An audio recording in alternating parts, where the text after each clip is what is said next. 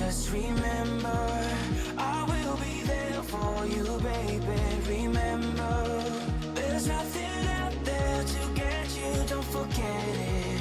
When life throws lemons, just remember. Just remember. Just remember.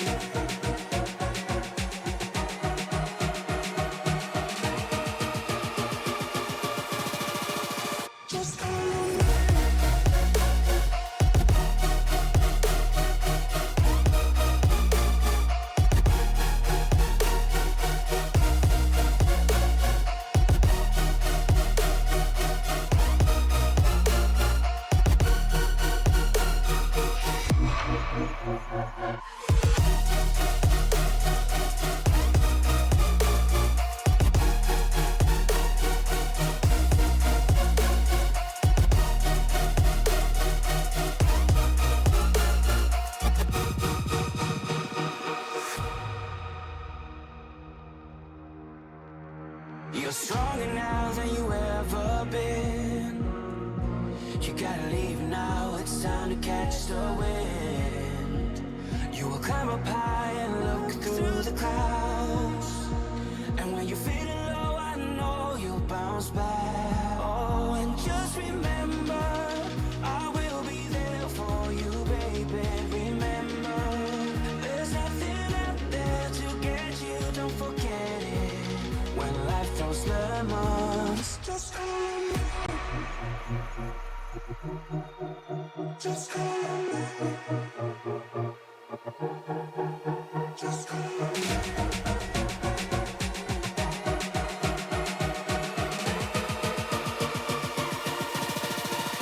Just remember.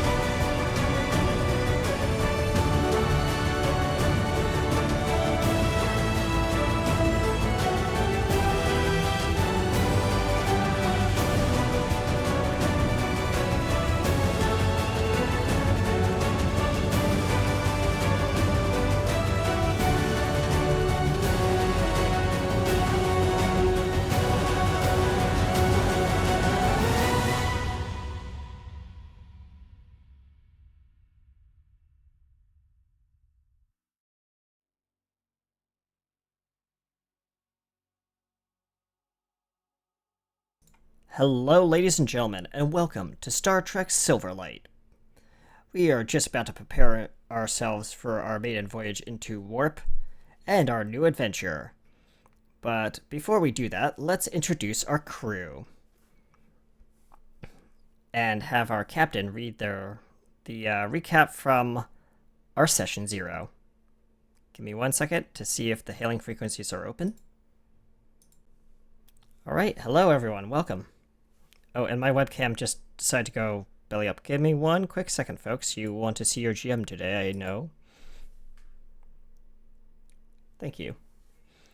Alright, and why are you so, up there? No, I want... There we go. And I don't like how you're that zoomed in, mister. Give me 1 second, folks. I have to finagle my webcam. It's being Mr. Meanie. There we go. Better. There we go. That's the zoom I want. Okay, cool. All right, folks. So I am PA Candy USA, aka RT Studios, your production engineer today. I was just about to say Twi'lek, but that was our previous game today, and I am not a Nugnaught today. That is definitely a different universe in a different galaxy far, far away. As for our players, would you like to introduce yourselves as your players, and then we'll go ahead and introduce ourselves as our characters in-game? Because this is technically Season 1, and for our audience's sake, it is a rerun because last episode, Season 1, Episode 1 was a, we'll just say, damn you, Cork and your holodeck program. You broke our stream. Alright, so who wants to go first? I believe... I'll go. Captain Volunteers. I am Jordan. I play the illustrious Captain Elena Maroche of House Akita.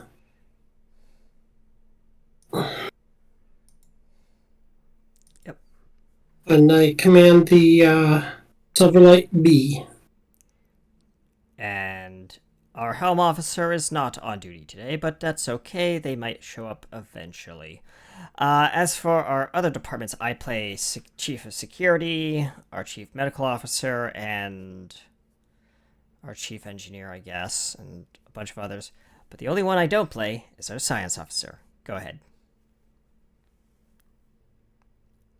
Hi, I'm Peter. I'll be playing Lieutenant Commander Peter Quinn today. Yes, I know, that'll be difficult, won't it? You can never have 2 captains on one ship, otherwise it gets a little hectic. I completely agree with you. Maybe in a different alternate, maybe in a mirror universe you were a captain, but we don't know. Yes, I have also been a helm officer on a few ships. Well, I still am. And I also captain the Caliban. Yes, the USS Caliban, which is a non-stream game that runs on Sundays, which is tomorrow. Yeah. I wish that was a stream game, but I know everyone's not, on camera happy, so... That is a home game that we run. I am also a member of I Play Commander Shar, who also appears in this game, which is really weird because, different dimensions, different universes. But what I'm going to say is basically... I'll be right back. Story-wise, this is way in Picard era for our audience's sake. So this is early, Picard Season 2. So, the shenanigans with the Sung Androids has already happened. Yes, spoilers. If you haven't seen it, go see it. It's an amazing show. But that's already happened. And now we're just kind of in that universe. But for Shar, since he comes from the TNG era, this is after his retirement. He's brought back out of retirement and now works on this ship. So that's kind of story-wise how that lines up. So after his commission on the Caliban, he now works on the Silverlight. Many eons later. Or maybe it's his son, who knows? Could have a long and impressive life. Maybe. Or maybe he just decided to, move along. Maybe No, it's his son. Who knows? We'll find out. Not the Caliban's son. The ship. No. Ship's son. I'm talking about the ship. Oh, the ship, yeah. The Caliban. The Caliban's still out there, probably. The Caliban's still out there, yeah. Maybe. And in this universe, since this is a non-canon story universe that is homebrewed and custom, anything can happen. And with that, ladies and gentlemen, I am going to probably kick this show off. Captain, you left your viewer on. Okay, well, while the captain is, I guess, getting something from the replicator or who knows what, I guess we'll have to entertain our guests. So, in chat, if you'd like to let us know what your favorite Star Trek character is from any season, any episode, any era, let us know in chat. We'd love to hear from you. Also, if you were to come up with your own alien species and you don't have one that is canon, what would you call it and what would it be? I'll also open up the floor to our cast if they'd like to provide that answers to those questions. Yes, and our captain has returned from the replicator. What questions would that be? I totally missed it. So the question was, because I know you walked away, but we're trying to kind of like get things started. But quickly, if you were to come up with your favorite, either a favorite or a non-existent alien species in Star Trek, what would you call it and what would it be named? I have no idea, but seeing as I custom created my character, Yes. who is an Andorian hybrid. Yes, your many things. I think that's what it would be. Yeah. But I would try and do some sort of hybrid alien creature. yeah. Since I'm the GM, I have no input because I've developed all these like characters from vast range of concept arts that I've seen online, and I've maybe developed some of my own that you might meet today. But without further ado, is everyone ready? I'm waiting in my ready room as we speak. All right, Captain. Would you like to give your I log? was born ready. Sure. This Previously. is Hold on. Previously. Oh, actually, I'm going to do this because I can. Previously on Star Trek Silverlight. Captain's log. USS Starlight. My crew and I now mourn the loss of the original Starlight, as the Shepard-class ship has crashed on Talara. On the plus side, we did discover the remains of the prototype Sovereign-class, codename Lily Bly.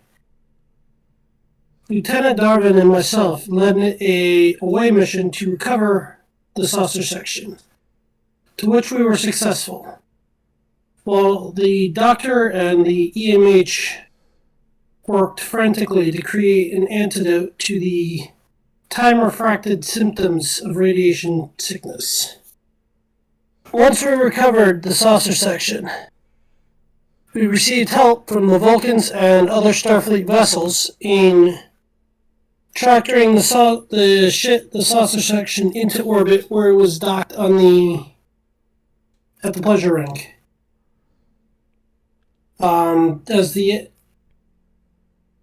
It is currently being repaired and upgraded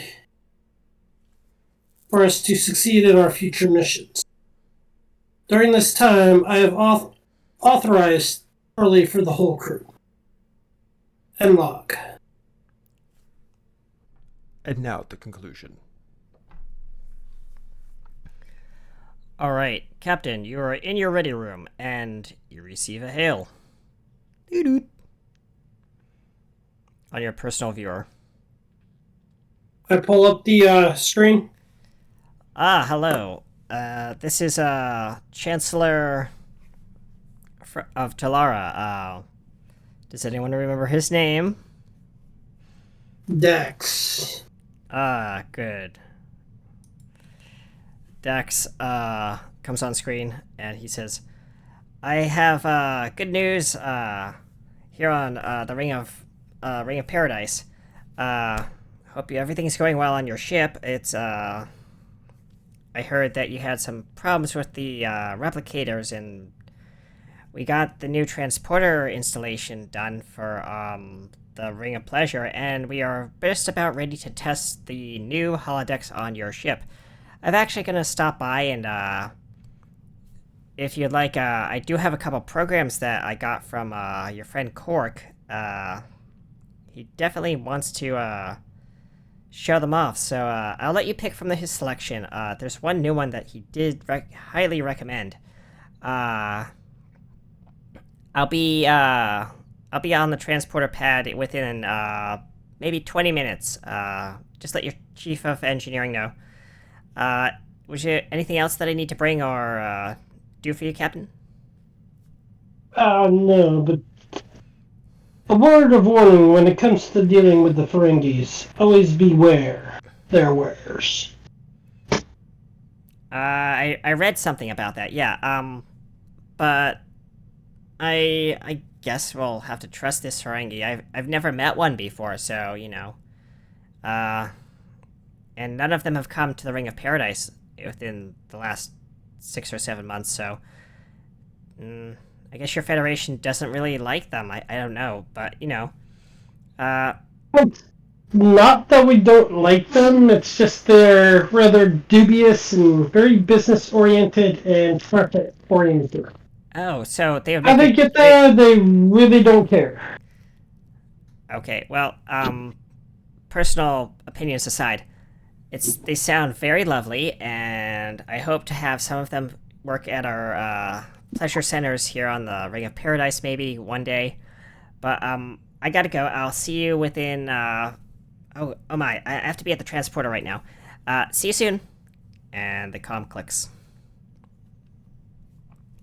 Meanwhile, on the bridge, I'm gonna just cut us over to the bridge. Alright, the bridge. For our audience's sake, you are not here right now. Go hide over there. The bridge is empty, except for the science officer, which is sitting somewhere. Probably in the captain's chair since he's Yeah, the XO. yeah, you're in the science. I mean, you're in the captain's chair. So, and the chief of security walks in, Shar, and takes up a position over here on this terminal. And so it's engineering, security down here, science, auxiliary science, tactical auxiliary, helm auxiliary, communications, both there, astrometrics and like planetary stuff here, and then more engineering, and all this back here is science here, and this is like auxiliary science there. Yes. Yeah. So, yep. Great. Okay. So you're in command, Gwen. What are you doing? Captain is not on the bridge right now. Well, since the captain's come out... Oh, and I do apologize to our audience. You cannot see the map, so I'm gonna just... Hold on. Keep talking. I'm trying to finagle the map for the audience, so I might have to just jerry-rig this. Damn it. Give me a second. I can do the things with the things and all the things because I am smart. Copy this. Boop. All right, and boop. Okay, and yes, it's gonna reset. There it goes. Cool. So you guys can see all the rolls and everything, and yada yada yada. All I need to do is just move the visuals back a little bit. There we go. Cool. Done. There we go. Yeah, so what are you doing? My bad. Well, since the captain's come out, I'd stand up and, Char stands at attention, says, Captain on the bridge. see. As you are. Yep. He sits back down. Well, well, there was no need for everybody else to stand up. I was the one sitting in his chair. Yeah. And, And when he comes out, you move. Yep. So you go back to your station, and the captain, take your chair, and engineering, comms in over PA. This is engineering, everything looks good here. We'll have, the USS Silverlight ready within maybe 2 hours, for final preparations for, her maiden voyage, Captain. Is there anything else you need me to do while I'm down here? Make sure my ship's engine is well aligned. I will make Commander. sure that the coils are well aligned. You heard him. Coils well aligned.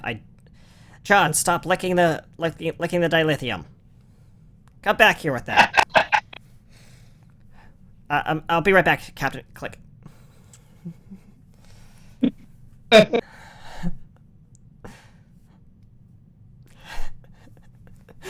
I had to throw that in there just for shits and giggles. And Sounds like what's his name from Enterprise. Yep. Scotty yelling at that weird little dude. Yeah. And yeah. Transporter Hey, got the light switch. comms comes in and says, Yeah, Captain, he's we're very receiving good. a request for the Chancellor to come aboard. So you turn around in their chair and look at you. Grant, go ahead and grant the permission. Understood. Give transporter permission to be in the esteemed Chancellor aboard. All right, and we're gonna cut over to the transporter now. Boop. As the Chancellor, where I have to. Ooh, And we will go and meet him at transporter room 1. Yes, after I grab the Chancellor's icon. Where are you, Mr. Chancellor? Dex. Boop. Ah. Alright, and that is Dex right there. As he appears on the transporter. And you guys can put yourself on the map if you'd like. Oh, and this guy's here. Alright. Oh. Sorry, I have to just make him a little bigger. Your chief of science comes in. June. Yeah, I'll have to figure out how to do that later. So, 'cause if I'm you want to still struggling. drag your character onto the map, click the text that is next to your character. Click, hold, and drag to the map. And then release, and it will put your character on the map. Okay, there we go. Cool. I don't know where you put your character, but you want to move. There you go. Okay. Well, I'll just move you over here for right now. There you go. Cool. I'll just move Jar down. There you go. Because Jar is bigger than you, so yeah. And the Chancellor comes off the pad. Ah, beautiful ship you have. It's a pleasure to be aboard. Permission to come on. Permission granted. Excellent, thank you. I believe, your transporter room is on Deck 11, if I'm correct. I did look at your schematics earlier.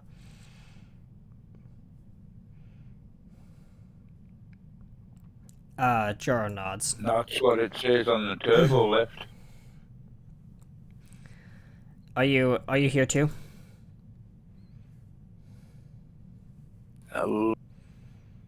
Because if you're not, you need to move your character Given onto the map. something put down, so... Yeah. Oh, you're on your way. Okay. Well, I was given something, well, I either had to leave them floating about everywhere or put them down. Cool. All right. So Jaro says, "Yes, I can lead you the way, Captain, if you don't mind." And he also, this gentleman also gives you the before you leave, Dax gives you the isolinear chip. And now Yeah. we are going to the holodeck. Yay. As you, oh gosh, where's this holodeck? It's all the way on the corner. Whoops. Whee. Sorry. Tiny little holodeck, big space. All right. Also I'll put your character on the map for you. Ba-doop. There you go. And there, and then you want to put Peter on. Boop. There you go. To update that picture a little bit and finagle it later, Yeah, that's okay. so you can see my captain a little bit better. Yeah. But you guys walk onto the holodeck, and Dax says, yes, I've seen one of these before, but never on a starship. Captain, if you'd like to choose which program you'd like, I recommend D742, according to Quark's recommendation.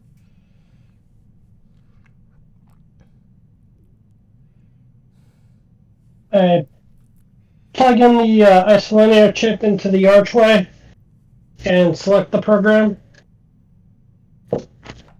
Program Unit loaded and engage ready. program D whatever. And Program begin. loaded and ready. As the environment around you changes I to have made my way. as the environment around Bridge. as the environment around you changes to what appears to be the interior of a very modern monorail. And you're just standing there in the middle of the monorail as it's making its way through a very thick and dense jungle. And up ahead, you hear, "Hello, passengers, and welcome to the Big Bite. We'd like to welcome all our visitors to our theme parks here on Victus Prime. We'll be arriving at our first destination, the main entrance to our parks. Please make sure to keep an eye on your young children, and also make sure to stay safe while in our parks." As the train pulls into a monorail station. And Jaro looks around. Interesting. I've never been on whatever this mode of transport is. Captain, what is this? From if my memory serves, this is a primitive form of Earth transport. Why is it Very so popular in the 20th century. Why is it so high up, and why only go in one direction? And It technically goes in. Well, it's built as a circuit, so if memory serves. So we take the train to one station, and then when we decide Doors to exit, opening. we take the same train out welcome. as it completes the second leg. If you're just joining us, welcome to the Big Bite. All passengers, please disembark at this time. This train is now out of service and will be returning to the resort hotel within the next 2 minutes. As passengers start leaving. you're like left standing in the middle of the car. And Jaro says, "So do we just stand here, or do we leave through these open doors?" Gesturing to the open doors as people are leaving. I would say let's go and find out what As you go to, our Ferengi friends are all about. as Jaro leaves, exiting, you guys follow. And there's a long line at the gates to like the entrance to the park. He says, "Why are people?" Jaro says, "Why are people so impatient in the 21st century?" As one of them brushes past him, bumping him, and puts something in all your pockets, and then disappears into the crowd.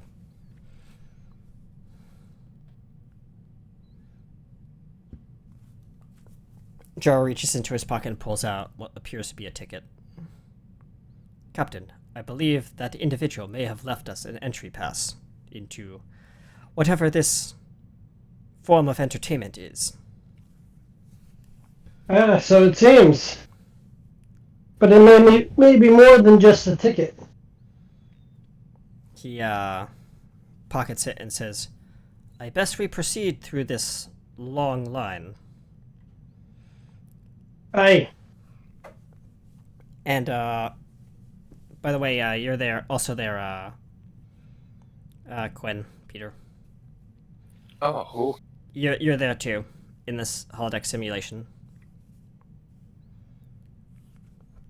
Do you want to say anything? Do you want to do anything? Yeah. There's a ticket in your pocket.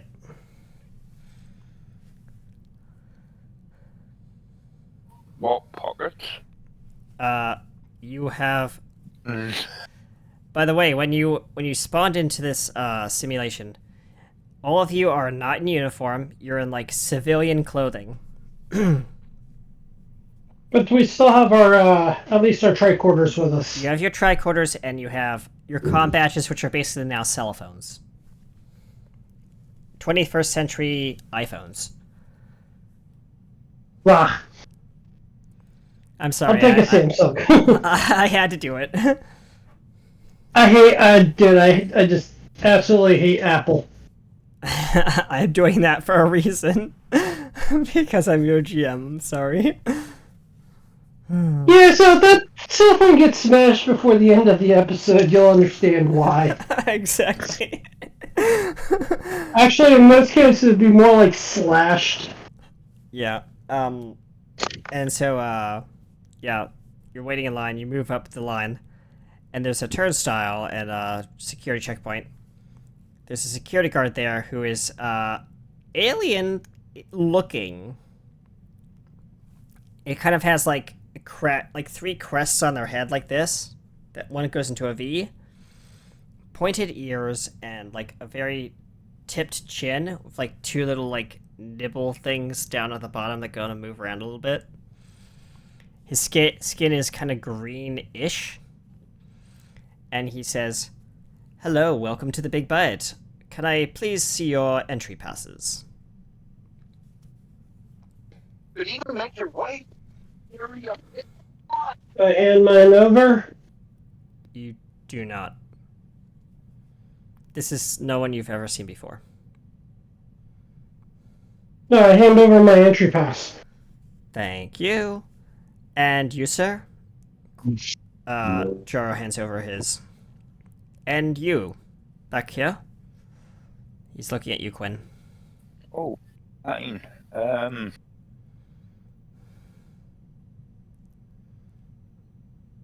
Hold on. It should be in one of my pockets. You managed to fish it out. Oh, there we go. Thank you. What brings you to the Big Bite? As he's scanning your barcodes.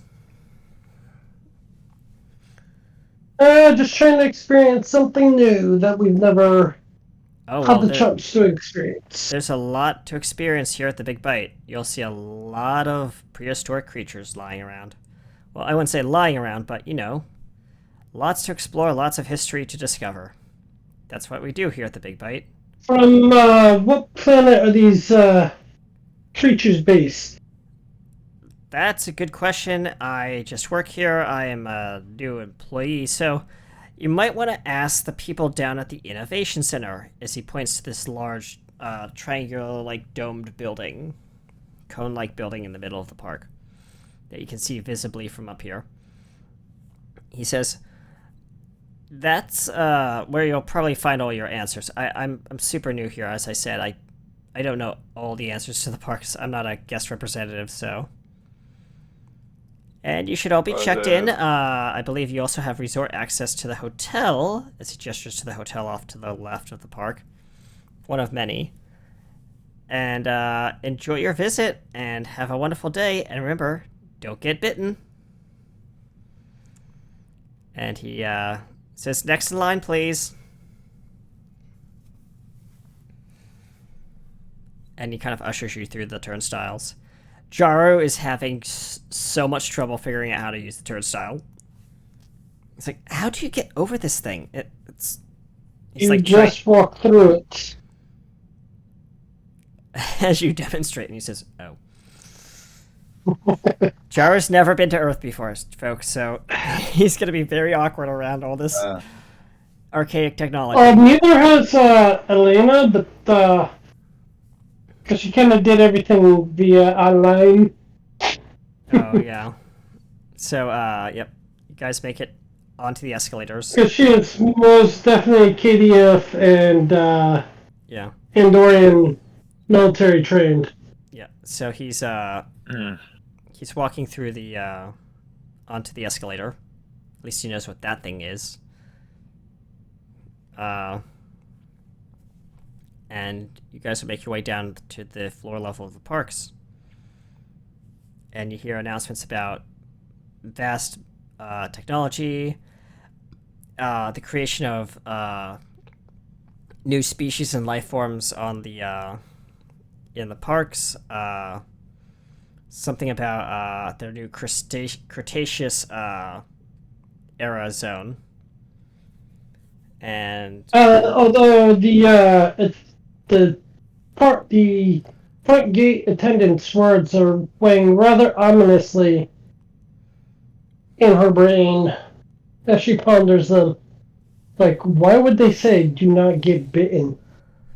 as you're walking through the parks, you notice that there are large fences lining some parts of the sides of the walking paths. Hey, where's the bandages? Notice?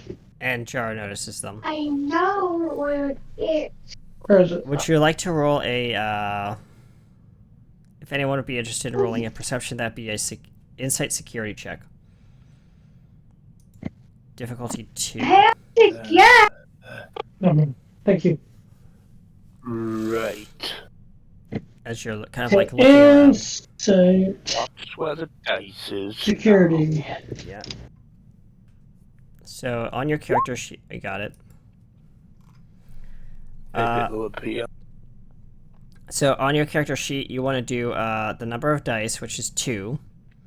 And if you have a focus that applies, like xenobiology or something like that, you check that box to yes.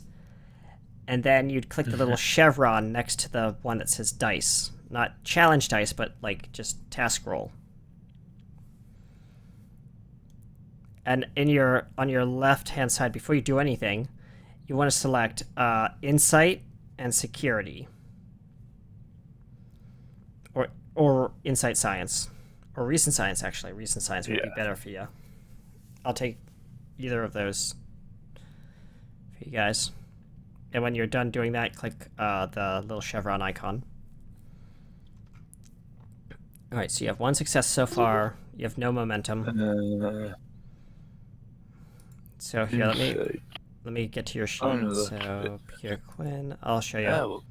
Focus used, yes. So yeah. Yep. And 2 dice. 2 dice. So that we're right. No, you don't change this number here. You don't change that number there. The 2 down there where it says challenge dice. So you just see here where it says 1, 2. See what I'm changing right here? The 1 and the 2 here. Next to task roll. Program. Set it to 2, Good God. and just hit the little chevron icon next to the 1. That's all you have to do.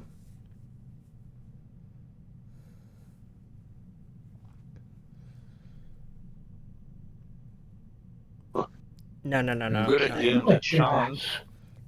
No, no. There you go. You rolled 0 dice, so that's a bug. So what I want you to do is oh, that's challenge dice. You don't need to do that. So where it says Look for where it says task roll. task roll. So I'm gonna change this back to 2. Hit enter, and then I want you to see where it says task roll right there. Right there you go. That's what you need to roll. That's it. Yeah, I know what I'm doing. I Sorry. thought you said challenge So together we have for, 2 for successes. 2 successes. perception check. Yeah, it's really weird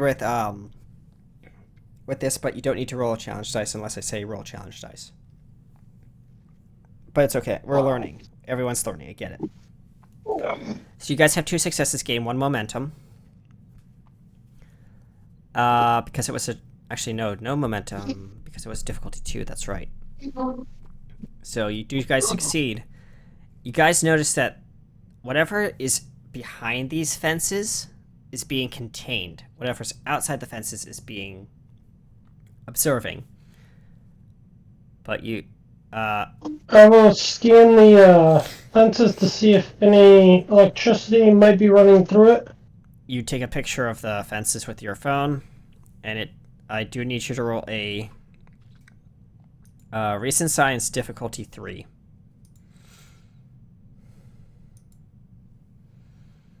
Give me a second.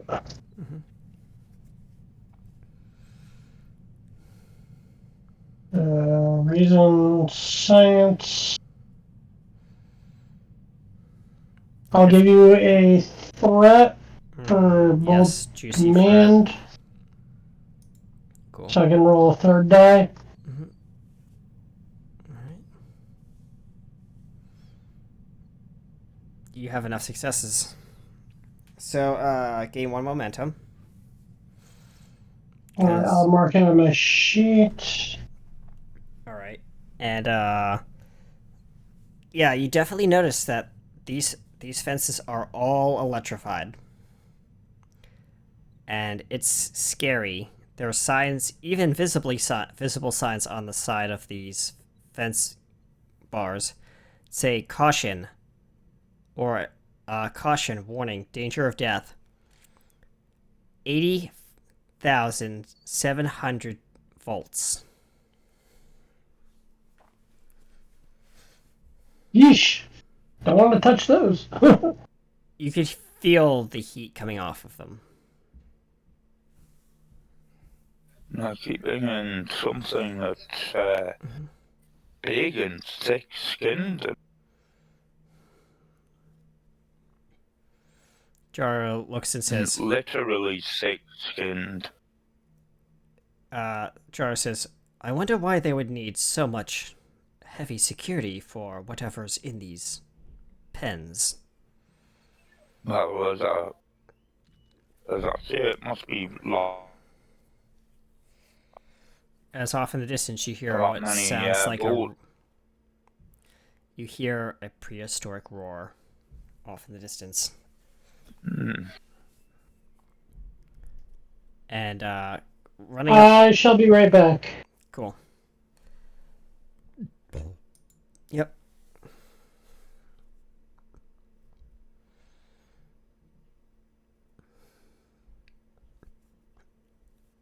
And there's a cat on the camera. Yay.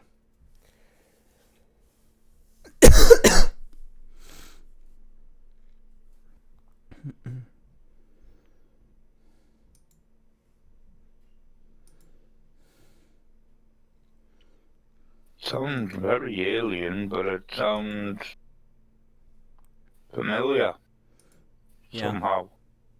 Yep.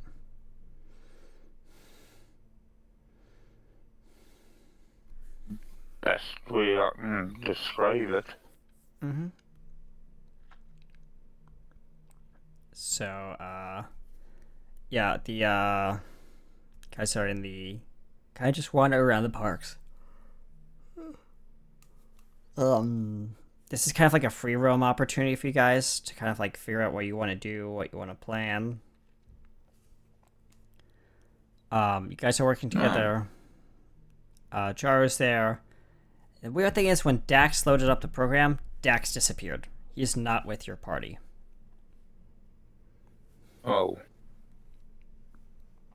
The Chancellor is Computer missing. art. Uh-uh. Computer art. Uh-uh. There's like no audible sound. There's just no response, and nothing appears near you. Is there a wall nearby? No, there's just the fence and a couple Oh, buildings nearby. The hologrid. Nope. It's a dynamic holodeck. Past the image. Ah. So how it works is, as you move, the hologram moves with you. Or the holodeck, yeah.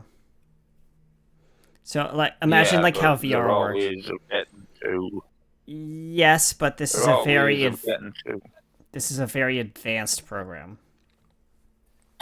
Very immersive. So, I mean, if you like to like pull out your computer door. No, nothing.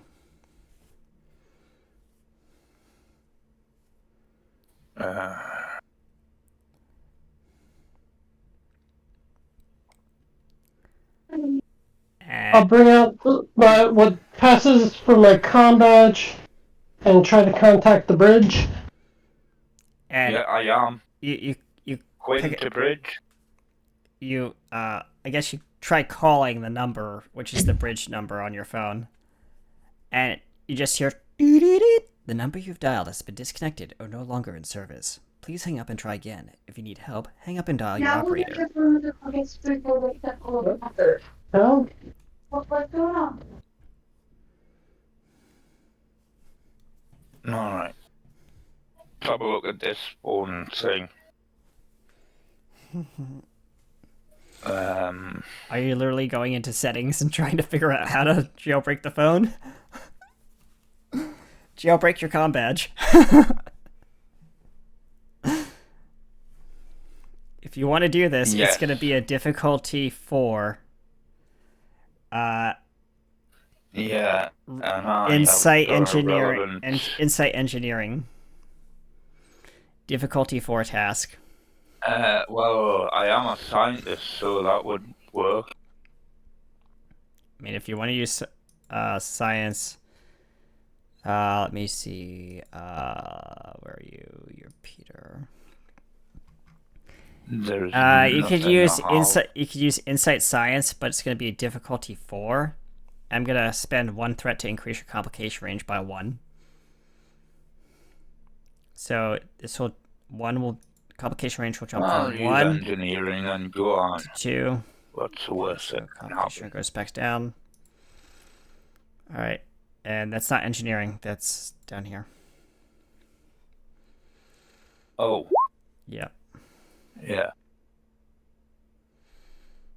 And that is a complication, and you failed, unfortunately. So, I'm going to take that Nothing complication. was I clicked engineering. Yeah, you clicked engineering, so, Nothing was highlighted.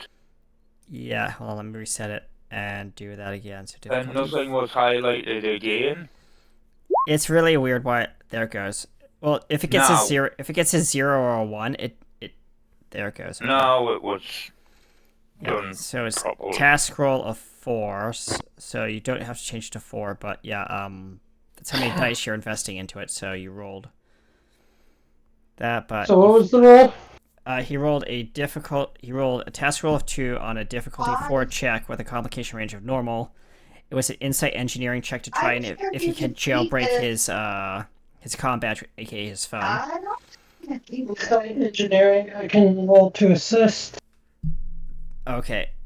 You may roll to assist. He has 1 success. Okay, would you like to succeed at extreme cost? Because you guys are going to Sure. fail, but at a cost. So you realize that whatever these comm badges are that have transformed into phones, there are very weird lockouts on them that are like they've been child-proofed. And whoever configured these, you cannot change any of the settings. Yeah. Yeah. Like, try to modify these things will... It actually gives you a visible, audible, like, invisible warning saying, this may brick your device. Making it inoperable. Hey, Rosie. Mm-hmm. Go trade your diaper. Putting these, of course.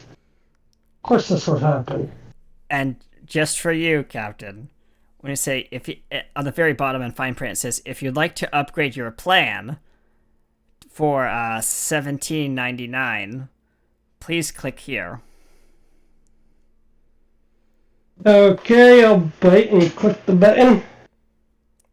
You were charged 17 strips of latinum.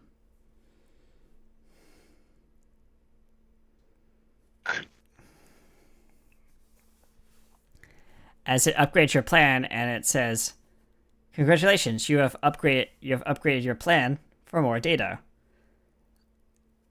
And it basically gives you a little bit more settings, but like it doesn't unlock anything. It says if you'd like to fully unlock your device, you're gonna have to pay 100 latinum. Yeah, screw it. Are you doing that? No. Okay. Like I would pay Ferengi 100 Latin. Ever. In any universe. Yeah. All right. I would rather pay Ferengi a stab with a mechalith than give them 100 Latin. I know. All right, so you put your phone away, and yeah, you realize you're trapped in this program. As running up next to you Hold is. on.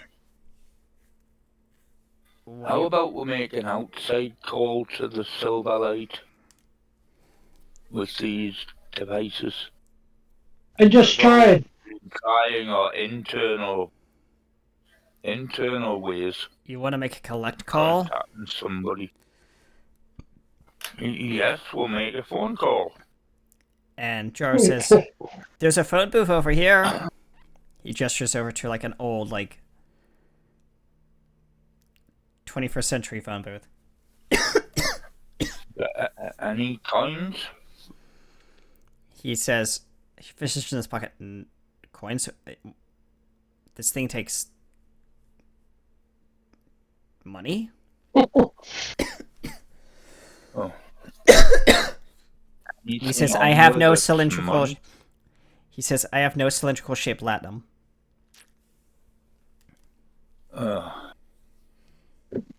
If that's what you're referring to. Okay. And you guys are all huddled like together in this teeny little phone booth, like squished together like cheek to jowl. Oh yes. Like Bill and Ted. Yep. And Captain, what do you want to do? You're in the phone booth.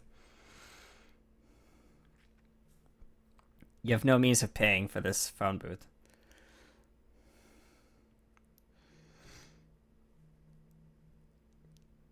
What do you guys want to do? Captain? Call collect. Do you know the number? Captain? You got that external line to the Silverlight? I give you what I think is the communication. You start punching in the number. Should Frequency. be the, Which appeared in the phone as a phone number. Yeah, it's 902-627-27000.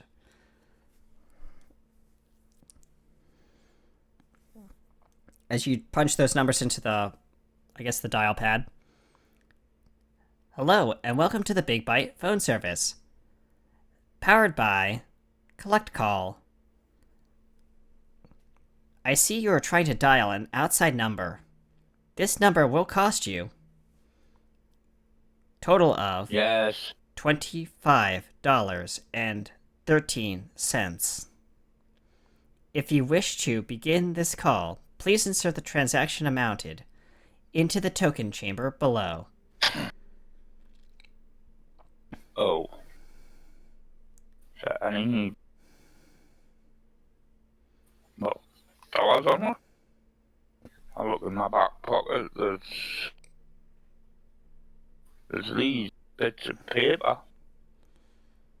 Are you seriously trying to meta in some money? They say dollars. Alright, I'll give you $5, okay? If you insert $5. Check your pockets. Well, no, we want to get all of it together first. Alright. Captain, are you checking your pockets? Got another $2 in that pocket. I yeah. checked what would pass for a wallet in my back pocket Yeah, you have a wallet. and find about $10.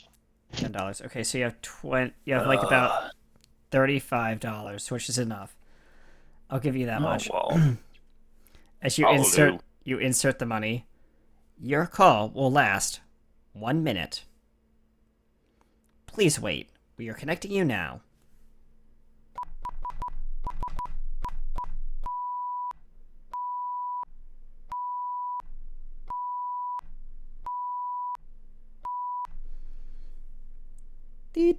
I'm sorry.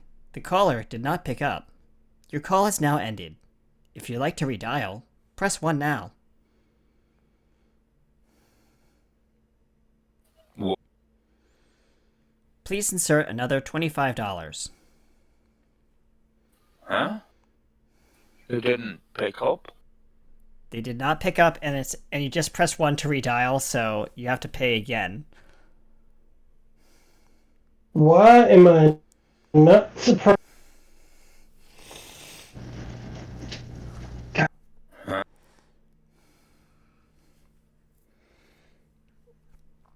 So, yeah. And Trevor says there's a knock on the window on the, never mind. there's a knock on the window on the, phone booth.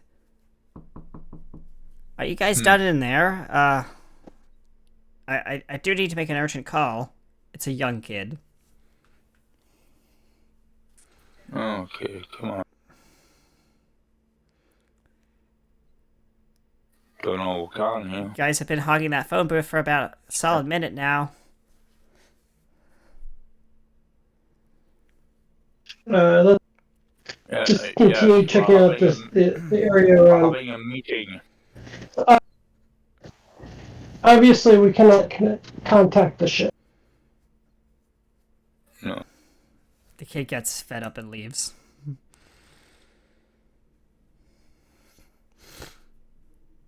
And, it's now getting nighttime in the parks, and you hear, "Attention guests.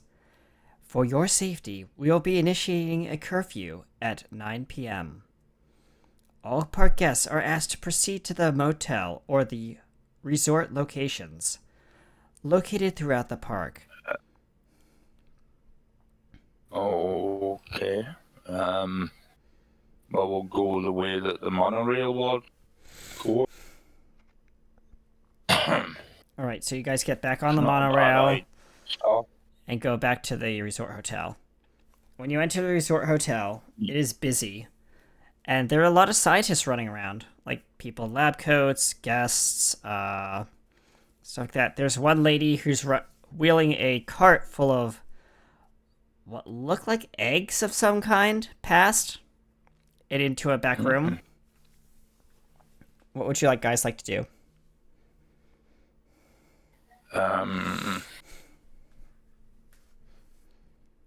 Is there the reception desk or There anything? is a reception desk, yes, and there are two. I'd say let's go find out what kind of egg that was. It's a good place to start. Then. Do you want to try and follow the lady into the restricted, like, employee-only area? Why not? Say as I am a VIP, technically. And you go to the door as it closes behind her, and you just hear the pneumatic, the click of the door, and the red light on the panel switches from green to red. It is a keypad with a keycard reader. And some kind of biometric fingerprint reader. Damn it. So we need a finger, and we need A pin and a keycard.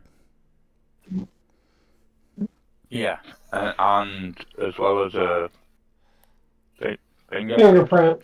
I need Yep. a finger. And the Oh, obtaining the finger wouldn't be very hard. yeah. And do you want to try and fake the finger? I mean, that's up to you. Nah. Okay. No. One of the reception. Desk. Okay, go to the reception desk. You guys go to the reception desk, and there's a robot there, and it says, "Hello, my name is Jenny.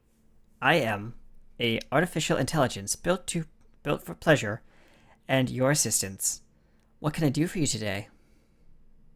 Oh, good. I'd like to find out some more information about this place.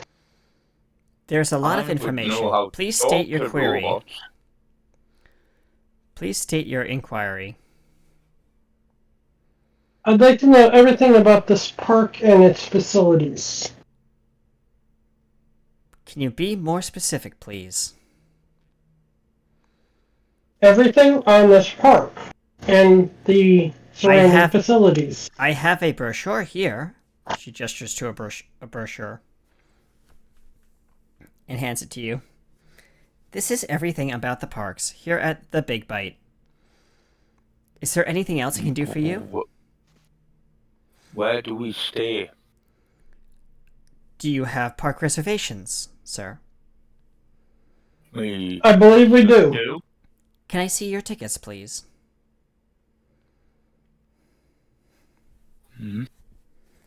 As she scans your And tickets. over mine.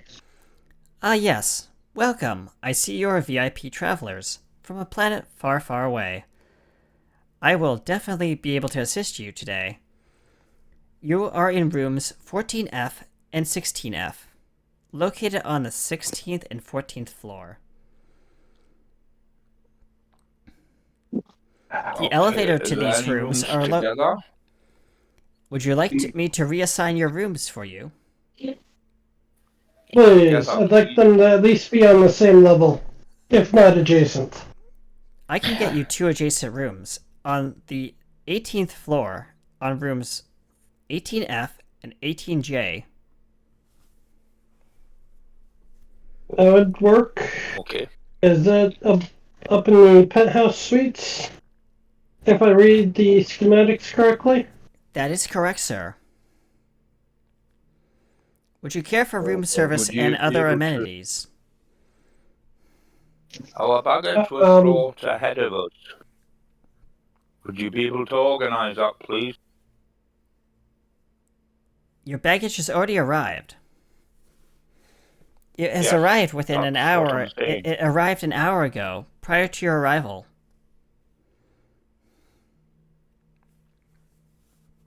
It should be at Can your you room. organise that for us, please? As I just Will it stated, be in our new rooms?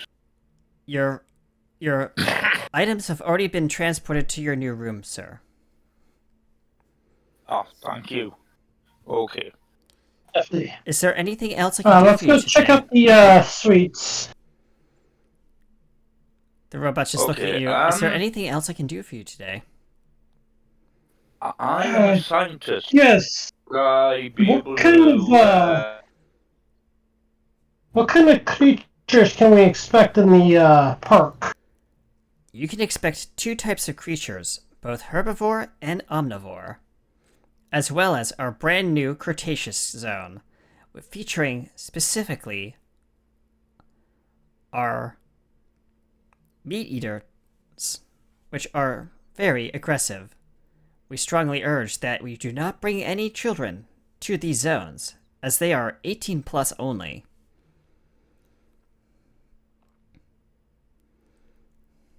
These zones are marked here, here, and here on your brochure. She pulls out the brochure and points to the various locations. Excuse me, receptionist. What would I call you, please? My name is Jenny. As she looks up. I am Lieutenant Commander. It's a pleasure to meet I you. am the Chief of Sciences on the USS And I am Silverlight.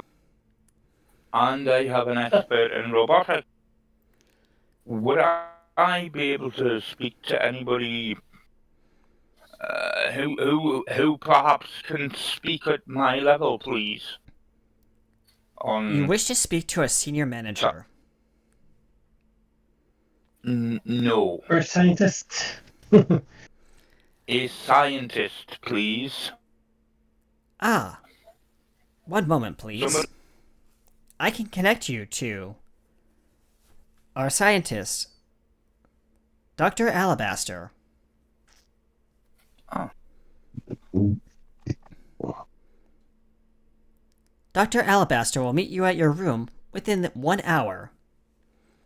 Is there anything else I can do for you wonderful. today? Thank you. I wouldn't mind having a look at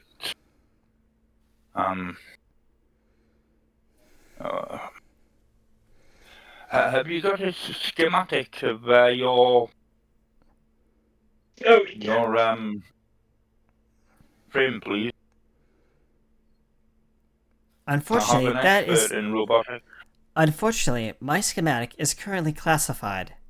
Access to that information is only by employee access only.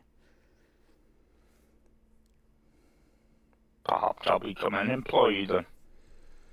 If you wish to apply as a staff member, please fill out this form here. And she picks up a form, which is very, very long and very thick, and hands it to you. Thank you. Oh dear. Have a wonderful day here at the Big Bite. Remember, And don't here get I bitten. thought the officer's application for Starfleet was low. As you take your application. Okay. And I guess Yes. you'll walk over to like the lobby area. Sit down on a chair. And Joro says, we don't have time. We should go to our rooms. room with Dr. Alabaster and maybe Yep. well see how to order food. Yep, you get to your room. The door opens. It's a double door, mahogany double door. Oh. As it There you go. slides open, and you're welcome to a 2-story apartment building. A 2-story apartment with like a lavish like spiral staircase. Lots of marble, lots of like glitzy everything everywhere. This is the penthouse. And yeah, you're in your penthouse, and your luggage is lined up alongside the bar, the bar like area. Oh, there's a bar. And yep. I know what this is going to be used for and placed application on the table. Yep. Captain? Captain's AFK. Would you like anything to drink, sir? There is a mini bar. He's motioning to the mini bar. Sure. I would like A lavish. I'd like a container of whiskey from Earth, circa 2020. As you I'm pull not out a, sure. there's 3 bottles of like very expensive champagne. It's something called Krug, and it's a 2009 vintage. Oh, yes. Ew. I'm an Earth boy, remember? There's also 2 bottles of what looks like Guinness, 2 cans of Guinness. Oh, Guinness. Oh, And like several bottles Ooh. of like just Bud Light. no thanks.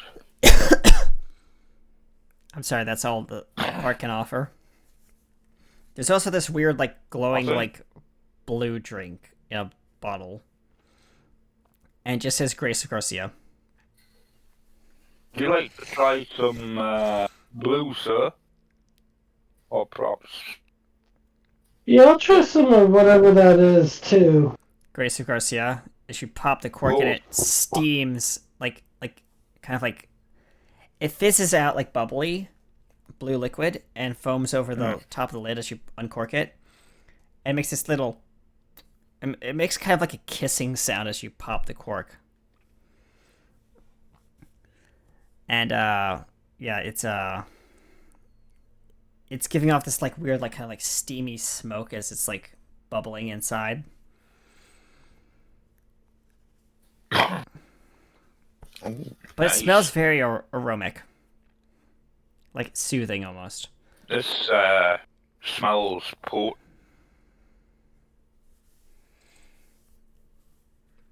As you There take you out. go, sir. Alright. Jaro just looks at it awkwardly. I've never had this kind of drink before. Is it safe, Captain? It doesn't have anything on the bottle, sir. It actually says Grace Garcia. Captain.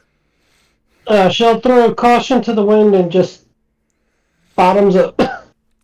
Alright, I need you to roll a reason actually no. Daring security check. Difficulty of 2. Yeah, I'll give you. Yeah, we do have save the momentum. I'll give you a threat for a third die. Okay, cool. Do have a moment. Alright, cool. Yeah, you That's managed exactly what I wanted. you gain 1 momentum. You managed to stomach this stuff, but damn does it sting going down. Oof. It feels like a bunch of like Oh. it feels like you swallowed a hornet's nest. Oh, Very good. yeah, quick. And Have some Guinness. as you pop a bottle of Guinness and down that, I guess.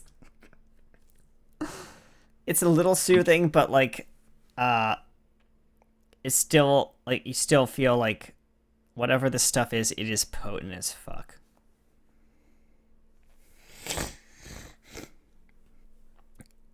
There's a knock on the door. You get your ass sprung. I might take you it. Thanks. Enter. The door opens Oh, and we'll have to actually physically open the doors. she opens the door Huh? and walks in. Dr. Alabaster walks in with a white lab coat. She looks like a kind of like an alien, and I think I posted the picture earlier in VC for you guys. In character chat, yeah. So if you look in character chat, you'll see Dr. Alabaster as as the second picture. Right there. Yeah, that's what she looks like. Let's.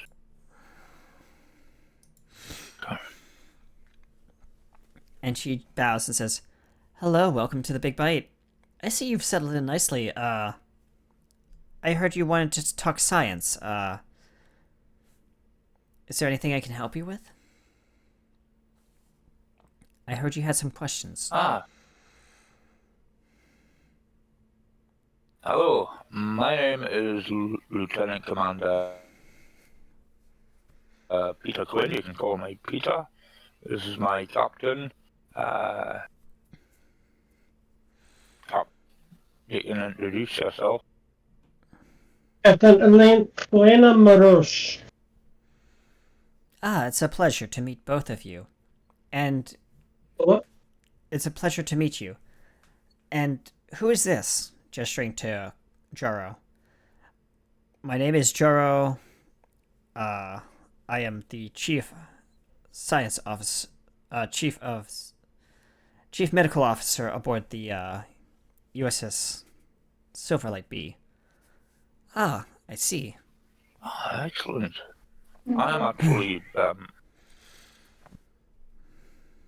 the science officer on board the USS Silverlight. My expertise is actually in robotics. Oh, robotics. Go ahead. I'm interested in all of the sciences, particularly what species of animals and what planet they come from. A lot of our species. On this planet. A lot of our species derive from a planet in the Molo Belt, about 300,000 clicks from here. It's a planet that we managed to discover a bunch of fossils on, and these fossils we have taken and extracted the DNA from and managed to incubate these new life forms. Don't worry, they're not intelligent at all. They're just creatures of the past, so we have no signs or reason to believe they are intelligent species.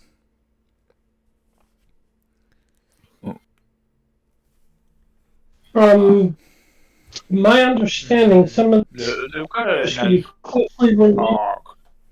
Hold on, people are talking over each other. Captain, Silverman what'd you want to say, Captain? Looking at the science database that I was able to access earlier, it seems several of the species here resemble those on Earth. Roughly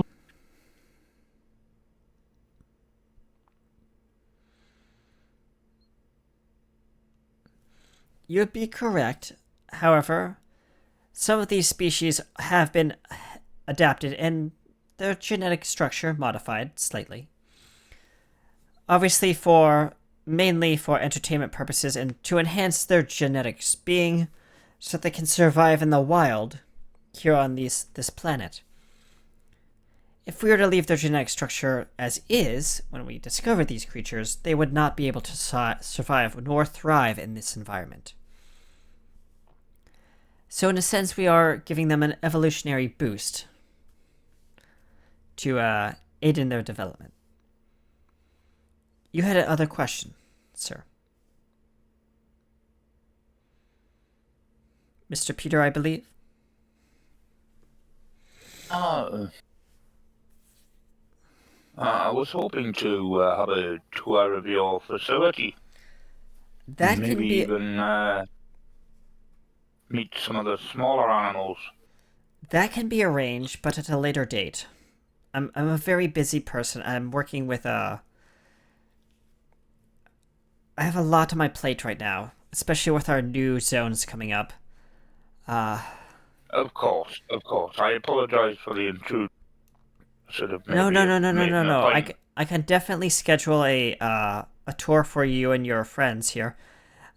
Here's my number if you need it. And she hands you a business card on a piece of cardstock. If you need anything, just call that number. And unfortunately, I do have to get back to the office.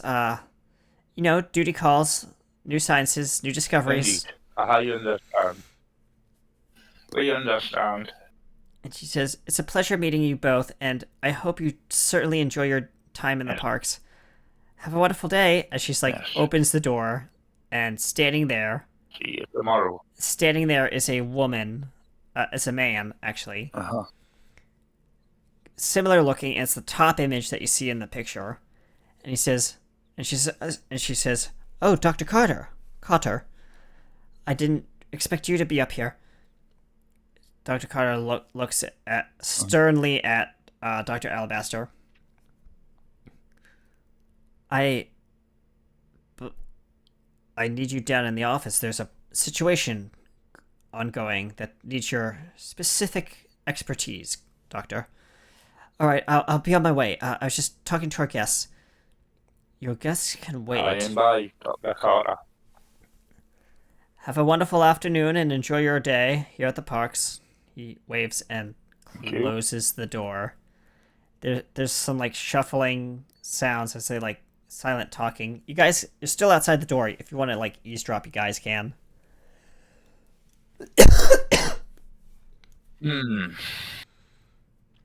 I'll approach the door because their voices, something about their voices, and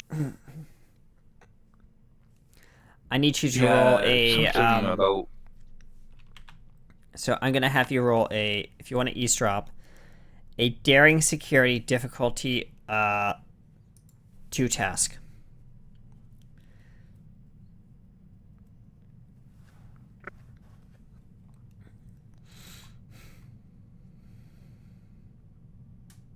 If you're interested in doing that, it's up to you.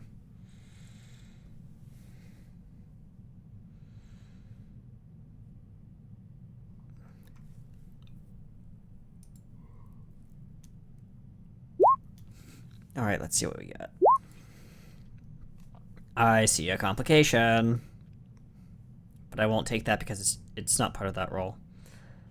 Oh, Jordan, you want to roll 3 die?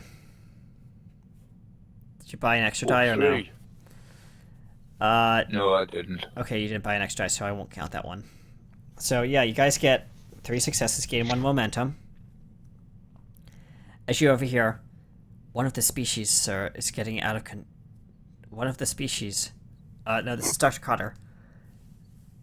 Dr. Alabaster, I believe that one of the species may be presenting signs of sentience. Don't be absurd. None of the species we collected have any signs of sentient life. You must be going crazy, Dr. Cotter. No. I have reason to believe that here on this pad, I don't care about your science research. You are given a task to genetically engineer these creatures, to make them be able to thrive and survive in this environment. That is your only reason for being here. Yes, Doctor. But no buts. Get back to the lab and get back to your duties. I will deal with this matter personally. And their voices fade as they leave.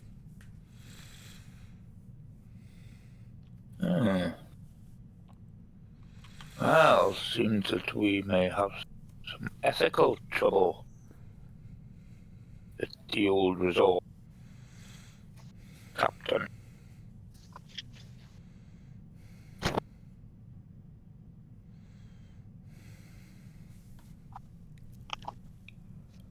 What do you do? What do you do? Captain, what do you want to do? Well, we're gonna see what the food's like.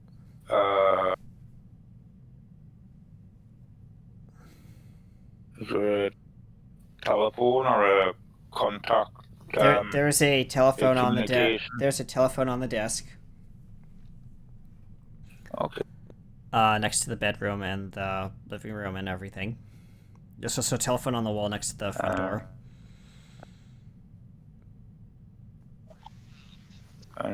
As you pick up the receiver. There should be numbers for. Yeah, there should be numbers. Star 1-2 for room service. Yeah, star 1-2. Yep. Room service. Hello, room service. Welcome to the Big Bite. What would you like to chow down on? What would you like to eat, Captain? from what we know, creature. appetite for violence, I would say. You're breaking up. Can you type it in chat for me?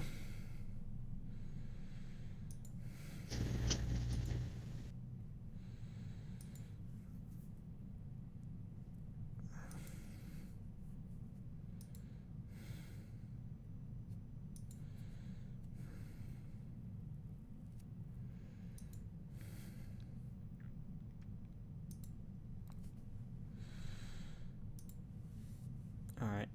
No. What would you like to eat? I'll order 2 portions of go on. Order a couple of burritos and a couple of orders of tacos. The Tyrannosaurus tacos. 2 orders of those. The Tyrannosaurus Rex. Yes, the Tyrannosaurus Rex nachos. And the Are you saying that you have reincarnated a Tyrannosaurus Rex? Rosie, Those species died out on Earth 3 million years ago. Is there anything else you'd like to order, sir? Burritos and tacos, please. Very well. I'll have those up in your room in just a few moments. It's gonna be on the house today. Have a wonderful afternoon, and remember, sink your teeth in. And thank you very much. The comm clicks. Captain, there seem to have reincarnated Tyrannosaurus Rex.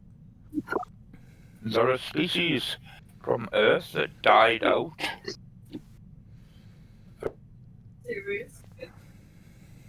that would be correct.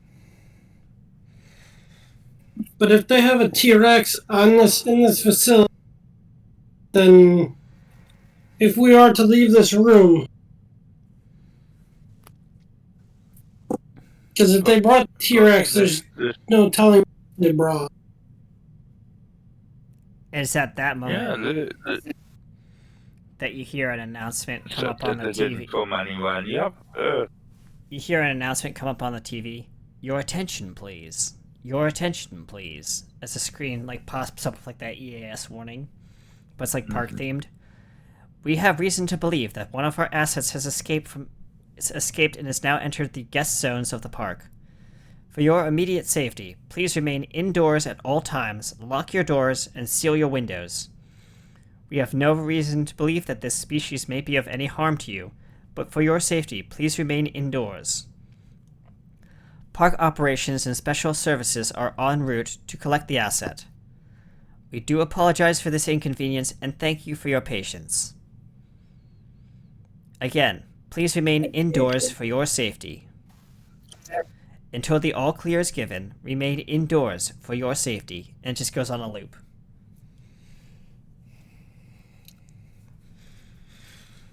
Is there any way that we can inquire about which If they're talking about And popping up T-Rex, and revolving in a 3D image, like a 3D holographic image on the screen, it's definitely a T-Rex. It's rotating on the screen. And outside, these you hear a predators are meat eaters, and they are absolutely huge, sir. Sorry, I tried to make a Stay T-Rex quiet. noise. Stay still. I believe it's just outside the window. As there's a dull shudder. I from the glance room. over at the.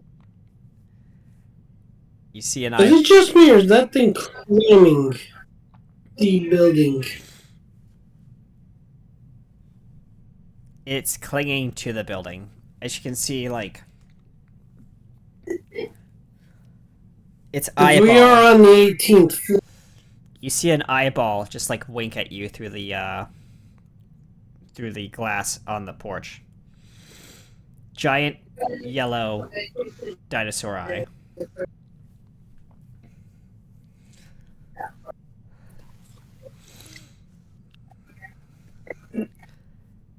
Could it be a Keep. version of the T-Rex that can actually... It is not the Indominus, if that's what you're asking. No. Do not move.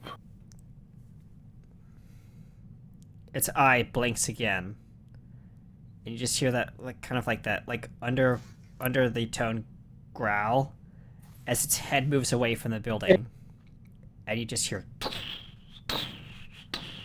as it's moving away.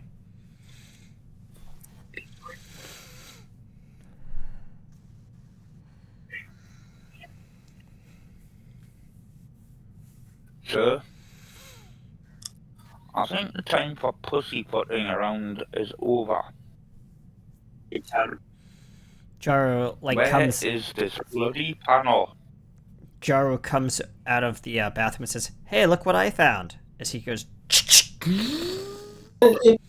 he charges up a phaser rifle. Oh. It's a phaser rifle. I found this lying in the bathtub. Or, well, the basin thing where you shower, I guess, or the sonic showers.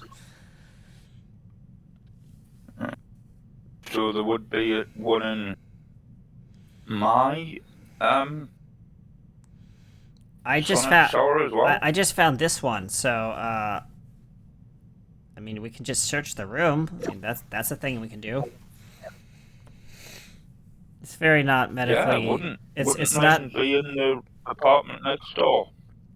All right, so you go, I guess, search the apartment next door. I need you to roll a insight security difficulty 2. Okay.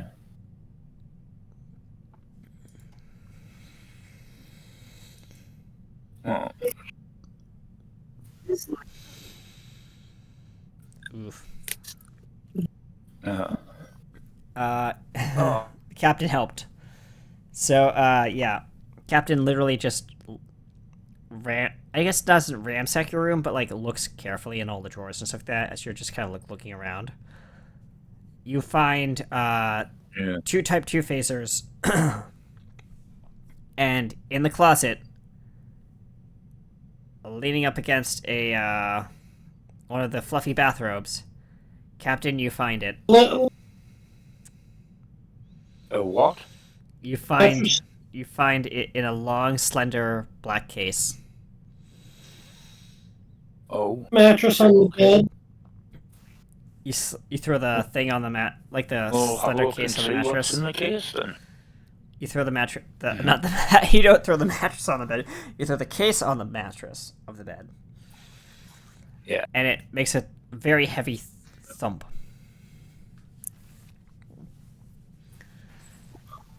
And underneath the bed, you do find that there's another phaser rifle. So Oh. there are 2 phaser rifles and whatever this thing is on top of the bed in a black case. Lovely. Is there a nice big rucksack anywhere I can shoulder this lot in? Jar says with his over his shoulder, "I don't think we're going to be needing a rucksack, sir. With the way the parks are with the way things are happening now, I don't care if these things are out in the open at this point. Remember, it's a holodeck program. It's not like it's real life." Well, Well, we don't know about the safety protocol. he checks the settings. Well, mine's set to stun. So. No, I mean, on the program. Oh. There's like a sound of like chittering above you in the vents. Hmm.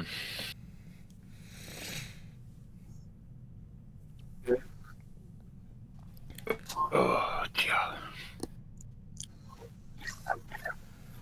Captain, what do you want to do? The case is sitting there on the bed. Right, now I think we've got a little bit of leverage and, some backstage passes, so to speak. I say we'll go down and speak to people. Captain, what do you want to do? The case is still sitting on the bed, unopened.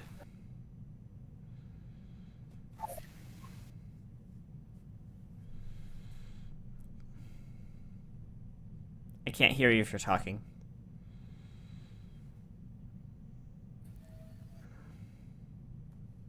Okay.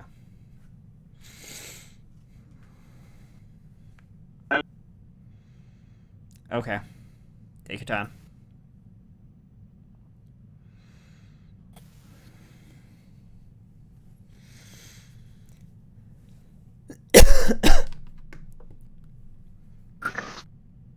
Can you hear me?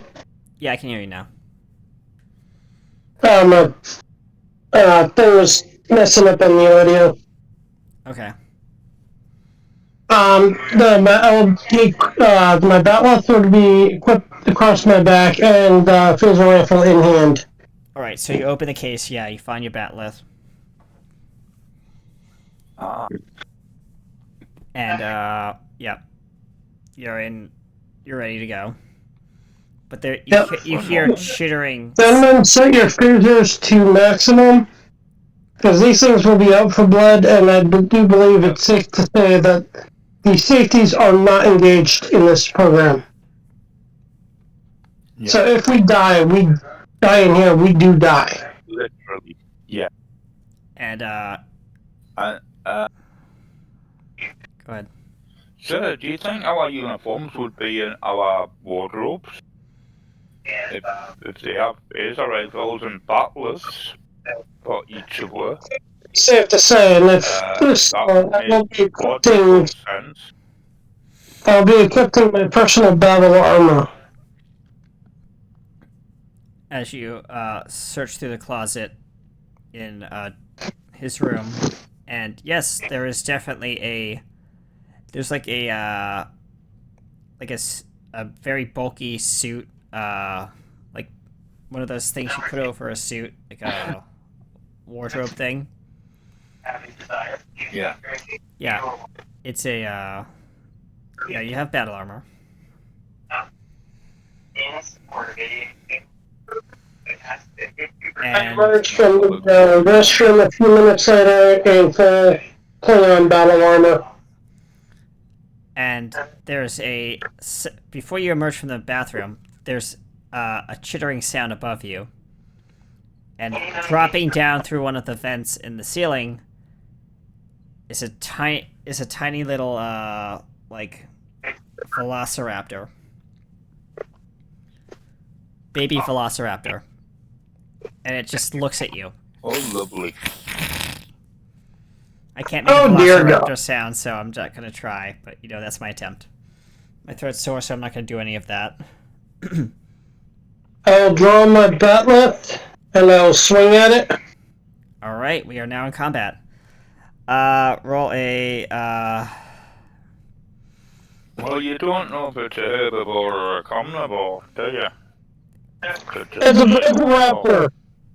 And due to my Yeah. xenobiology focus, I know that for a fact that it is a ferocious Yeah, it's a predator.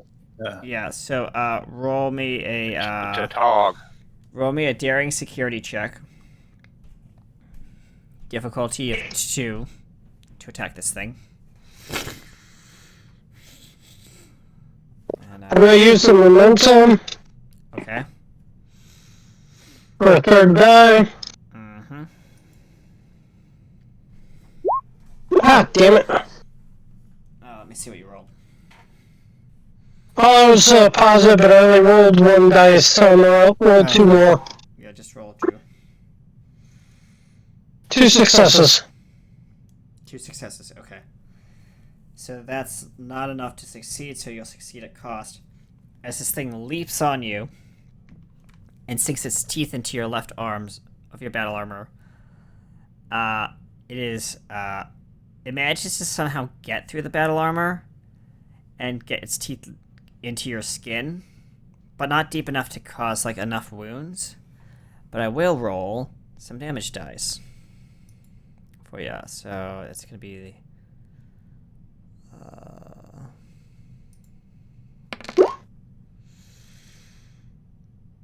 you take 5 damage. 5 stress damage. Whatever this thing's bite is, it is mean and nasty. Because you sustain 1 injury if you take 5 stress, right? Yep, I think so. Yeah, so, yeah. Injury, your arm is, cut. Your left arm. Which at this point will just infuriate me. Like, this thing is gonna die in the next few seconds. You're in a confined space that has a bunch of, tile, glass, and probably some mirrors too, and toilet and everything. And there's this velociraptor sitting up on the toilet as you threw it against the wall. Jaro comes in, trains his phaser rifle. And he says, Captain. Shoot the bloody thing. And we're gonna do this. Hey, Captain, I found me uniform. You're just looking for your uniform while we're in the middle of combat. Oh my god.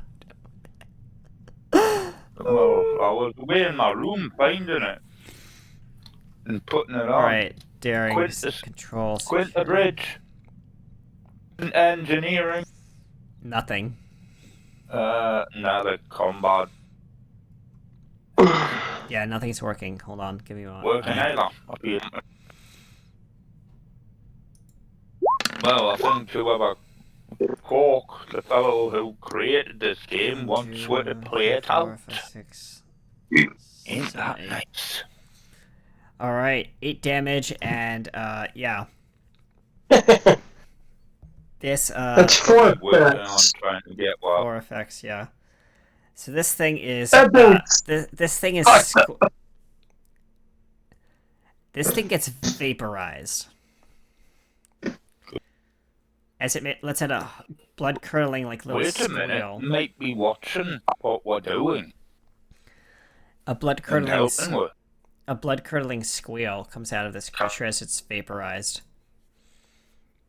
Hmm. And Captain, you hear more I think clicking we above may you. have a fairy godmother, so to speak.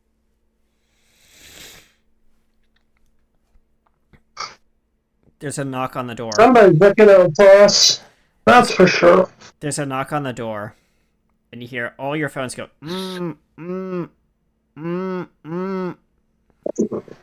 Someone's calling all your phones at once. I Hello, pulled mine out with my good arm. Yeah. Commander Quinn. It's, hello, this is Dr. Cotter. You might want to come to the lab. I gave you directions to your phone. I just sent you a ping. We have a situation down here, and it could use your special attention. I know you're a scientist and you don't work here, but at this point we could get all the help. I could get all the help I could get from you guys. I think we just vaporized one of your guys' science experiments. Don't worry about it. I just get to the lab quickly. I'll explain everything when I get there. And whatever you do, if you bump into Dr. Alabaster, don't say anything. And he hangs up. Hold on. The call Not ended. Discord, just for no reason. Hey, Doc, can you pass me up here? Okay. Yes, And- we were. I was gonna suggest going down anyway. Yeah, and there's more chittering sounds from above you. And Jar says, "Oh God, they're in the What thing? vents." I think we should move out. Move out, Captain. Can I call you something else than Captain, please? Since we're, you know, And just us. yeah, Jarl moves into the hallway. Tactically, Daryl. yes. Yes, Jarl, Peter. right. Yeah, Jara. Come Yes. on then. Let's go. What do you way ahead of you? Yes. Yeah, call us Peter. Right. First of all, Captain needs to be patched up real quick. Jaro notices this and says, "Give me a second." He reaches underneath the kitchen sink, pulls out a med kit, and he is going to bandage you up. Give me a second. He's gonna roll a medicine check. Give me a moment. On you, control medicine. Difficulty No, I can't administer it. Control medicine difficulty of 2. He is using emergency medicine. So that focus comes into play. And let's do this. Wait a minute, he just wants the wound cleaning and cauterizing, doesn't he? Yeah, emergency medicine because he's bleeding out. That's part of his injury. So he's I can. 3 successes. Yeah, Your wound this is is going healed. to be drunk, so I'll Give medicine. grab that blue steamy drink and pour it on his arm. There we are, Captain. The old-fashioned way. I grit my teeth and rib. I Oh, it hurt too, but It stings as it goes into the wounds.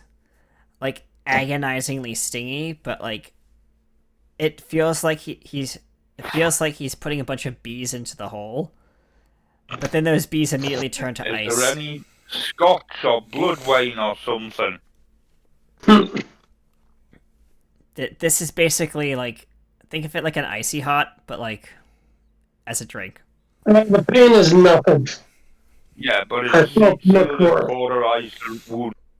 Yeah, he puts Right, a bunch is of there any bandages. scotch or blood There's- wine or something? There's the Guinness. The Guinness and the champagne. Yeah.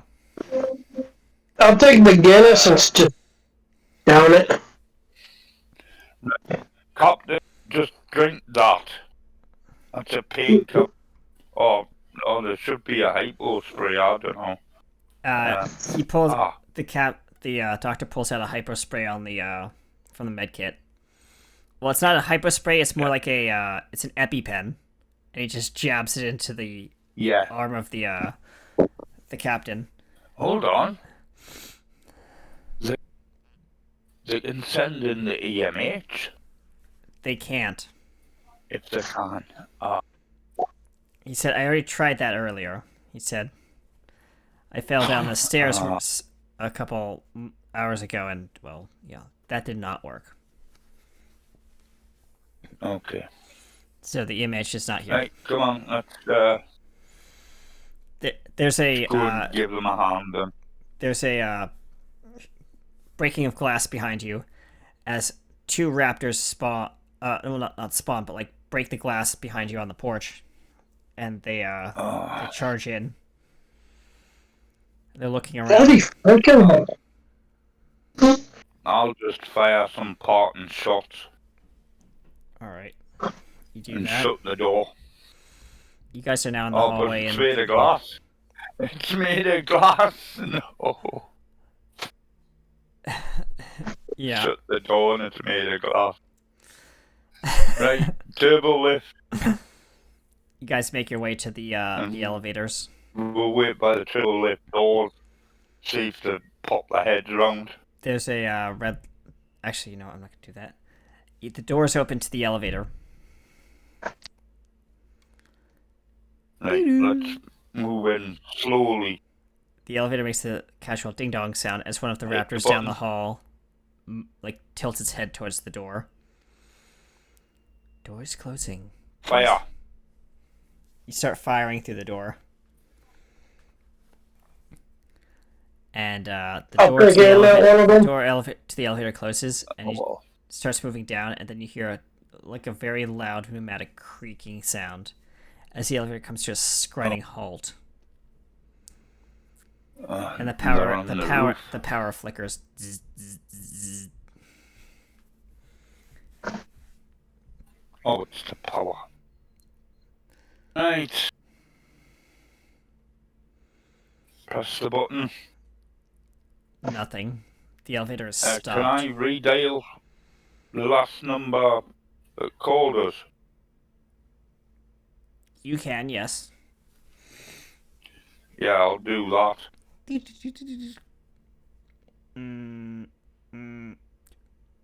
Dr. Cotter here. I'm a little busy right now. Who are you talking to? Yeah, Give me that phone.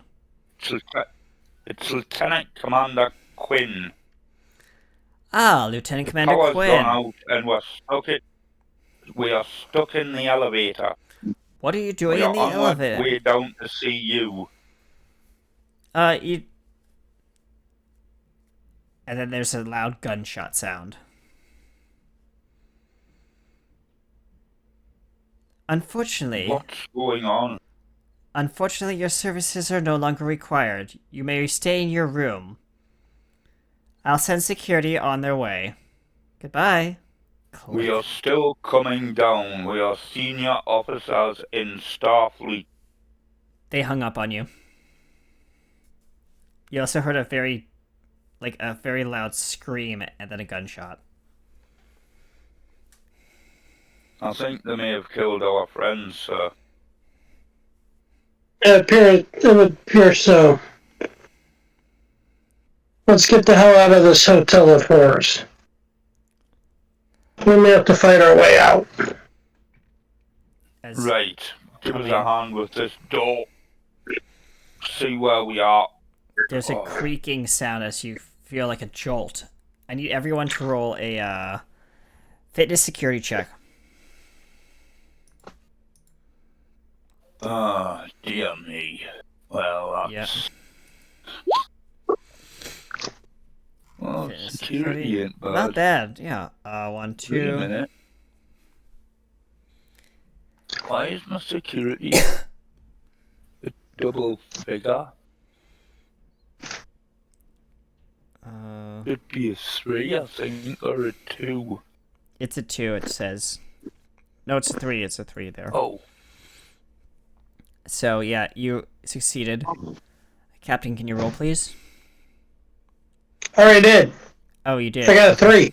Oh, yeah, I did. Got a 3. And then what did, you need to roll? I need to roll. Rolling now. Cool. 3. Yay, 3. So you guys gain 2 successes. 2 momentum each. Wow. 2 momentum. 1 momentum per player. So yeah, 2 momentum. Each. Yeah, so yeah, you guys managed to hold on to the railing as the elevator plummets down to the ground floor because the cable has snapped. Oh. With a loud bang, the elevator comes to a crash on the ground floor level. But you guys take no damage. You brace yourselves for the impact. As the door... Did I gain any health back from getting healed up? Or yes, you did. before leaving? I'm gonna roll that. How much? I'm about to roll it for you. It's gonna be 2 2d6 worth of health. Gain 6 health back. Alright, so I stand at no stress. Yeah, you have no stress now.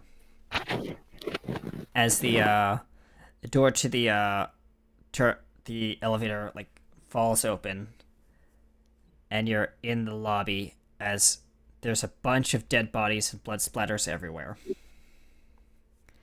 And up ahead, you see 2 creatures moving in the shadows. One of them looks almost humanoid.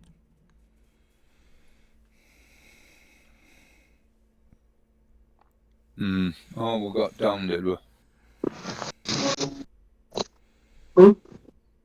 As the lights are flickering on and off. in the hallway. And you just hear off in the distance behind one of the couches, "Oh no, please no!" Oh, As you see blood spray from above the couch. As you see this silhouette of a creature pick up this doctor, what you thought was doctor, squeeze its neck, and all they're holding is a head as it eats it. oh, wonderful. Spits out some bones and looks straight at the elevator door. And all you hear is... Hold on, I need to do this.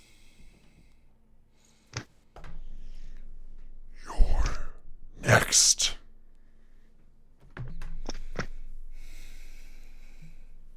What is it? Another velociraptor? It just said something. I don't think it's a velociraptor. I pick up on the Gorn dialect. Yes, you do pick up on that dialect. So does Jaro. Captain, I believe we are dealing with a alien species. Gorn. I would tread with extreme caution, sir. Gorn are known to be very aggressive and territorial. They'll stop at nothing to shred any of its enemies to pieces. Oh. We'll just have to make sure that it knows we are not the enemy.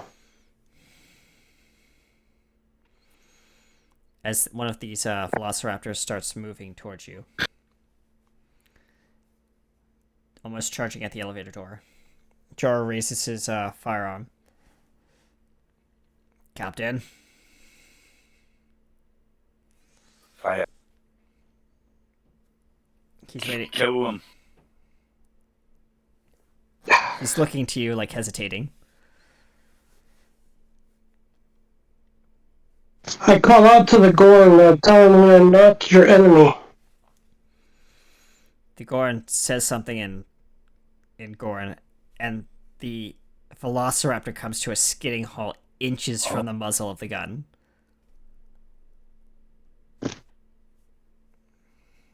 And it just turns its head, looks at the Gorn-like creature, looks back at the muzzle, looks up to Jara, looks at the three of you, and then just back to the muzzle.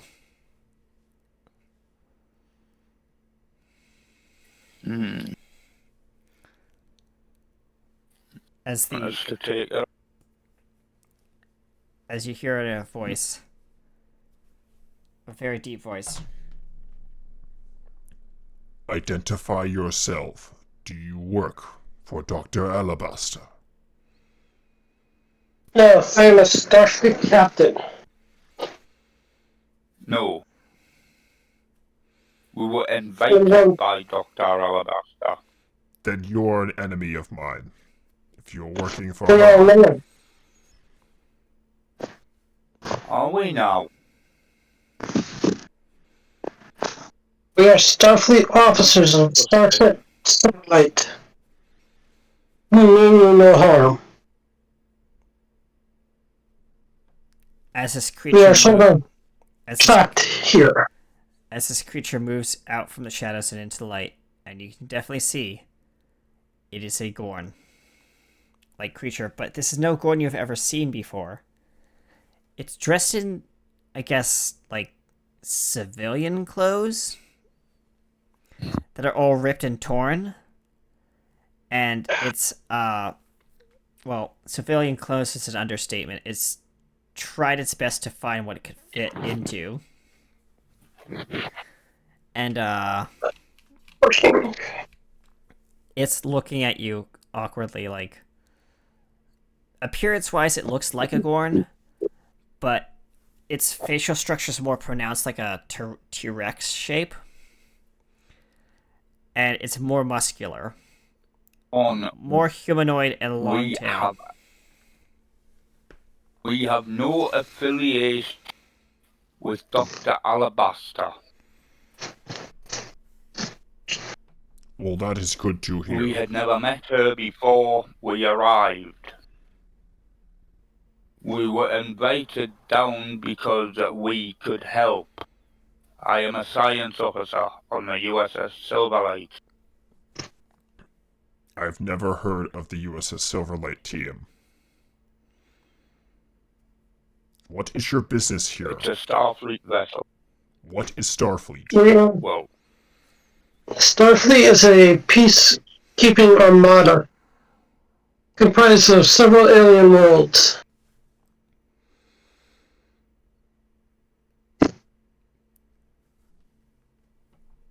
And then there's a shattering of glass. Troops, move in! Move, move, move, move!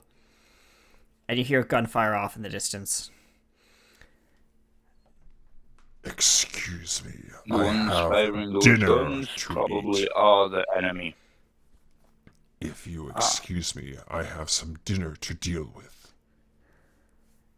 We'd be more than willing to help you. Join us. Be my guest, but stay out of my way as much as you can.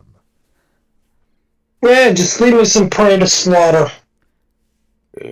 As it gestures over to the creature who's still in the elevator, the little, velociraptor. Tyrone, you know what to do. It nods. And runs off into the chaos. And you just hear screaming, blood-curdling hisses, and, more gunfire. And off in the distance, behind one of the, these walls, you just see blood spraying onto the carpet. More gunfire. As this creature moves in for the attack on all fours. Just another day in Starfleet. Before I leave the elevator, I pulled Quinn to the side and asked that he run a scan on our new glowing friend. Something seems off with him. Yeah, You did take a picture of him, so that's your scan. he's a little bit willing to listen. Mm-hmm. He doesn't. I want to know if he's a computer-generated image or a real flesh and blood. Yeah. I need you to roll a recent science difficulty 4. And your xenobiology focus will come into play. I'll give you an extra momentum for... Oh. Actually, no. I'm going to use both the momentum and give you a threat for an extra 2 die. Uh-huh. I said reason science. Reason science difficulty 4. I could assist. You can assist, so just roll I one could die. assist. Yeah, with So set test roll to 1. Set test roll to 1. I got 3 successes. 4 successes. Excellent. That's good. there we go. So yes, definitely indeed, this creature is flesh and blood. Very interesting. I will have to document this in my log to Starfleet. And you just hear off in the Because this distance. program seems to be a method of keeping prisoners. Are you coming to help over there? I could use some assistance. When you rush out, As you there's a see, strong... as you see you see what appears to be a head roll up to the edge of the elevator door. It's one of the scientists' heads. Just a generic As I'm scientist. running, I just kind of soccer kick the head out of the way. And Jar is already out the elevator door with his phaser rifle drawn. And he's taking up a tactical position. Sir, I don't know who else is here who may be alive, but we need to be careful. If there are any more trapped in this program, we don't want to kill them. Either that or they may already be dead. We don't know that. So we will rescue those that we can. Understood, sir. And you see rounding the corner two heavily armored security guards. They also have plasma rifles. And they're trained at you and the Gorn. I'll take aim and fire at the closest one. Daring security. Difficulty 2.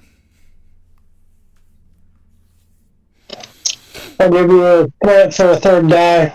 Okay. 2 successes. 2 successes. Okay, so succeed at cost. Yeah. This, your shot goes into one of their shoulders,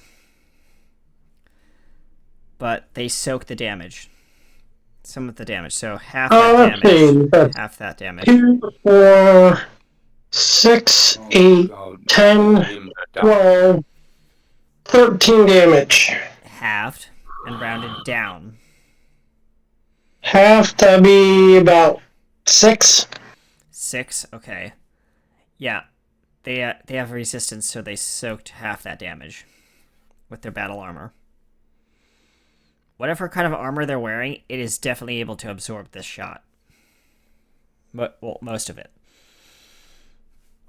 And it's gonna fire off another shot. And this time, I'm just gonna roll with a standard dice array because yeah, this is gonna get disgusting fast. Are you ready? Because they have plasma rifles, and these things have vicious, too. Yeah. Oh! 1, 2, 3, 4, 5, 6, 7, 8, 9. Total of 9 damage total. Times My battle armor times 2. My battle armor would absorb probably about half that. Half that, so you take 6 damage.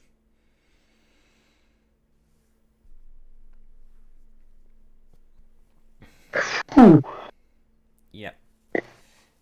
As the shot hits your chest and penetrates the armor slightly, leaving a burn on your chest. That is your injury. Alright.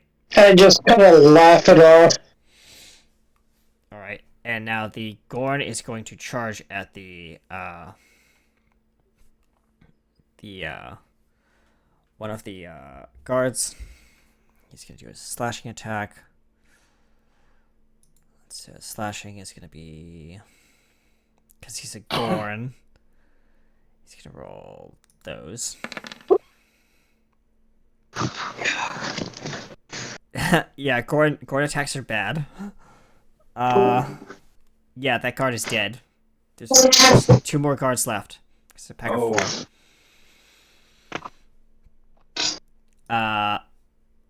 Would you like to go now, Quinn? Yeah. Alright, would you like to fight? It's a little late for negotiation, don't you think? Yeah. And I was going to attempt that. Alright.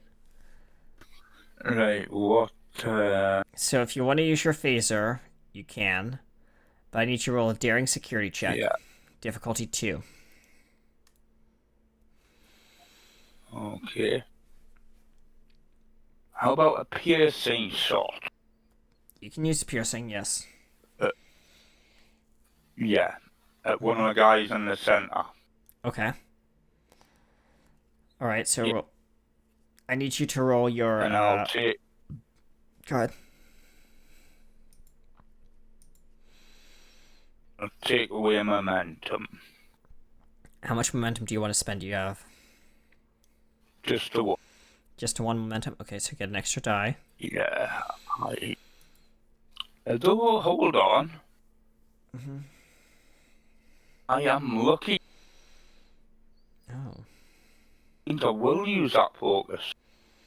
Okay, so yeah. There's a chance, luckiness. Yep. On we go.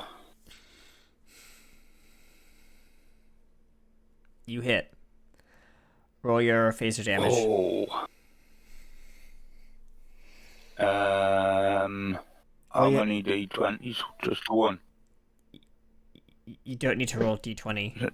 So, on the very bottom of your sheet, there should be something that says phaser. Type 2 phaser. Oh yeah. All I need you to do is click the chevron. Hit the chevron. Yeah, the little chevron. Yeah. So I got 2 right. So that's 2. Change it to a 4. So type 4 in that slot, and then hit enter. Then hit the chevron. Yeah.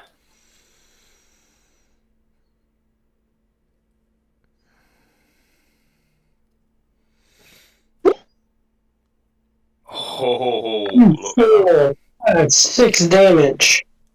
Yeah, this thing, this guard is down on one knee now, but still able to fight. Yeah, since the turn would go back to me, I will take aim at the Oh, yeah, I was lucky. kneeling guard that's kneeling down. Yep. Yeah. Hell yeah. Yep. Roll your damage. And that fucker goes down. That's it. It's 2, 4, 6, 8, 9, 10. Would you like to use spread or charge? Edge. Charge. I'm gonna vaporize the fucker.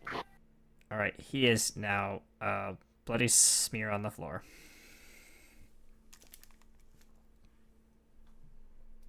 Okay. And yeah, one more card. And the yeah, one more card. Runs away. Nope. He's gonna stand and fight. Even if he runs, I will give chase. Actually, you know what? Now that I think about it, he is gonna run. He's gonna run. Hold And I on. will chase him Come on, down. action. He's going to run. For my main action, Yep. and I just wave at him and say, "Hello, would you like to surrender now?" Because we are Starfleet. And rounding the corner on very, very weird-looking high heels is Dr. Alabaster. Back to your post. Oh, I see you met our little friend, gesturing to the Gorn. But yeah. that's unfortunate.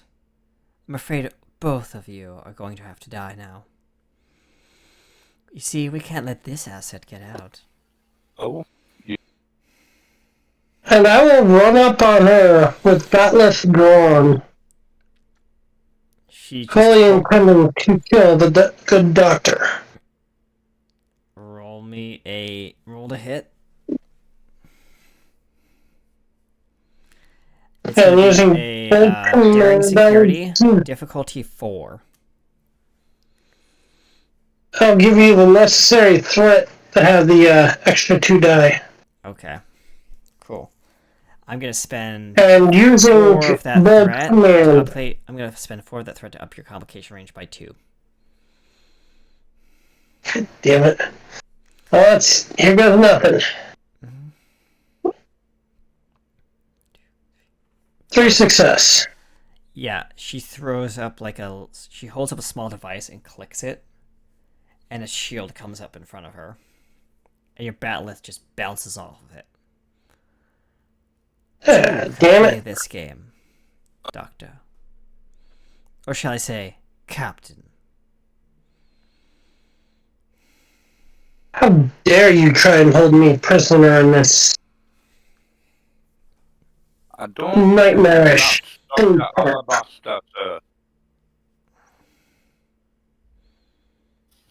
I do not think that is Dr. Alabaster, sir. No, it does not. My turn, she says as she pushes a button on her wrist, and there's a agonizing scream from behind you as in Gorn, fuck you. And there's just like you can tell that Gorn is in pain and agony as he's like down on one knee. And How this sweet. this collar around his neck is sparking violently. Doctor, see what you can do to get that collar off our friend. I wouldn't do that if I were you. As you know, 85,000 volts are surging through that Gorn's body right now. If you so as lay a finger on him, you're a dead creature. And Either you me, turn off the device or I will separate your head from your body. I'm afraid I You can't witch. do that. You see, that asset of mine is very important to my research. And you're just standing in the way of research. Asset is part of the United Federation of Planets. It is under our protection. Protection? I don't see the Starfleet jurisdiction or any symbols around here designating your jurisdiction or your power in this region. Therefore, it is my asset. I can do it with what I want. Now, come along. Come along, I think Tyrone. your assets are going to kill you in a moment.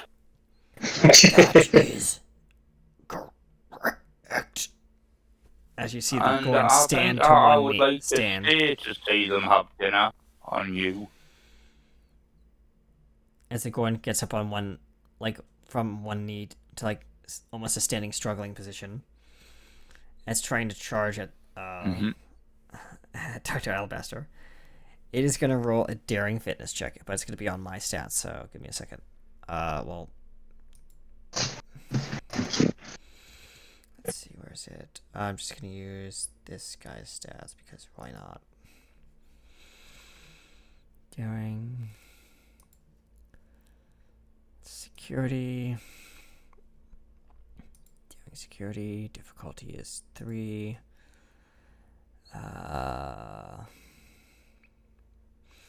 I'm going to spend 3 threat, because I can on this character. So I'm down to there, and...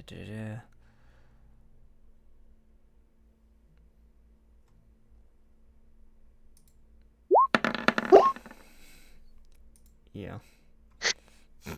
Rip.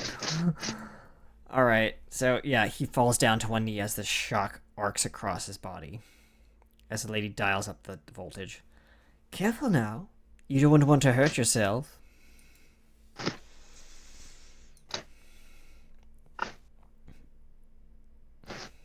Your turn, Captain. Go ahead and try and swing again at this Roll a hit. individual. I'll give you a threat for a third die. Yay. Can I try The shield goes up again. laser pulse? Shield goes up again as your batlift just strikes the shield. You're more than welcome to use a face It's rolls. yeah, I'll reroll one of those dice because I used blood command. Oh yeah, that's right. Go ahead. Do that. It breaks through the shield and it shatters this omnipresent shield. Oh, wow. And it strikes her arm. She drops the controller. That's okay. Damn it. I grabbed it.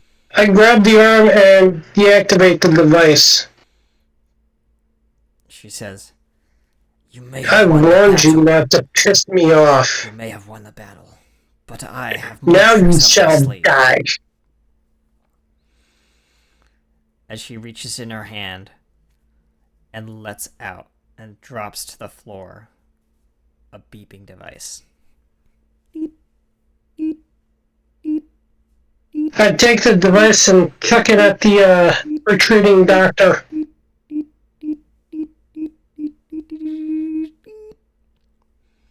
There's a loud concussive blast. You just picked up and threw a, what is it, Flashbang. no, it's more than a flashbang. What are those grenades in Star Trek? Concussion? Concussion grenade, yeah. Yeah. Yeah, it's And it landed around the doctor. yeah.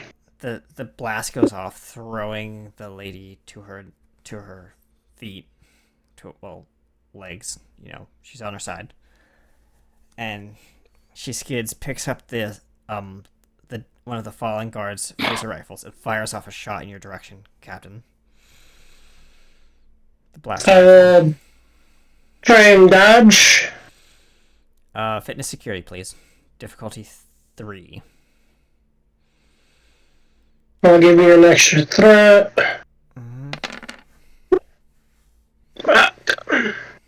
I got a 2. All right, take 9 damage. Ouch. Yeah. As this, Wouldn't that be reduced in half due to my armor? it would be, yes, so 6 damage. Oh, a third, yeah, because your armor.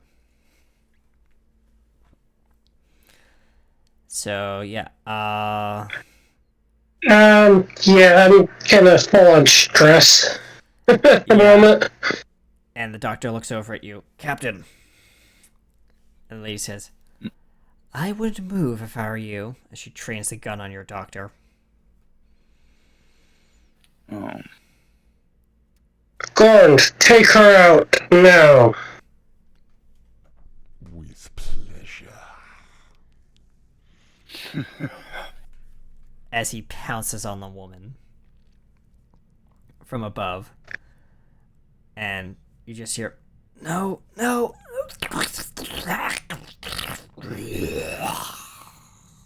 Doctor, a little help, please.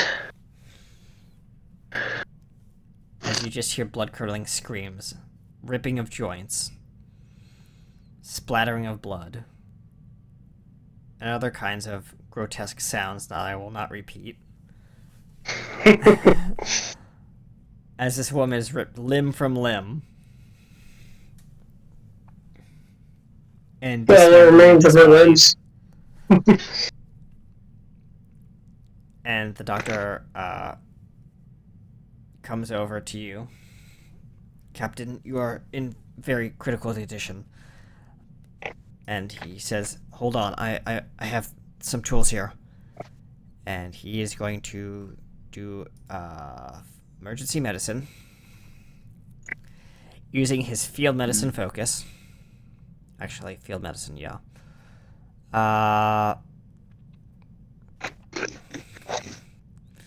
You know what? He's gonna actually use a value.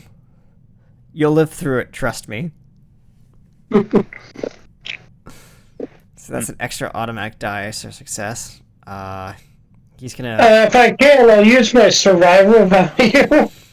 Yeah. To help? He's gonna use that plus an extra die, and he's gonna. How much momentum do we guys have?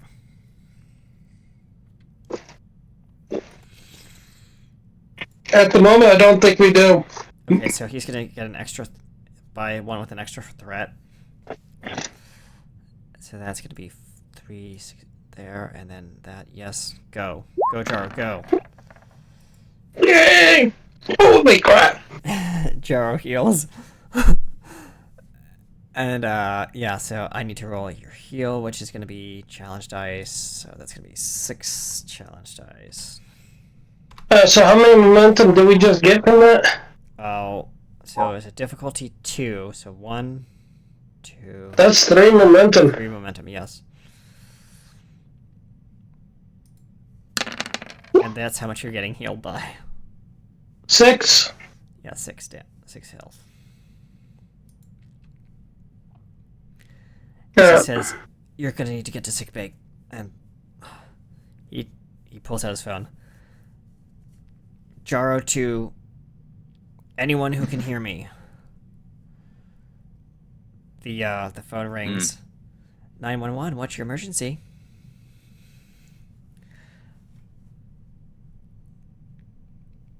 I need medical attention, he says.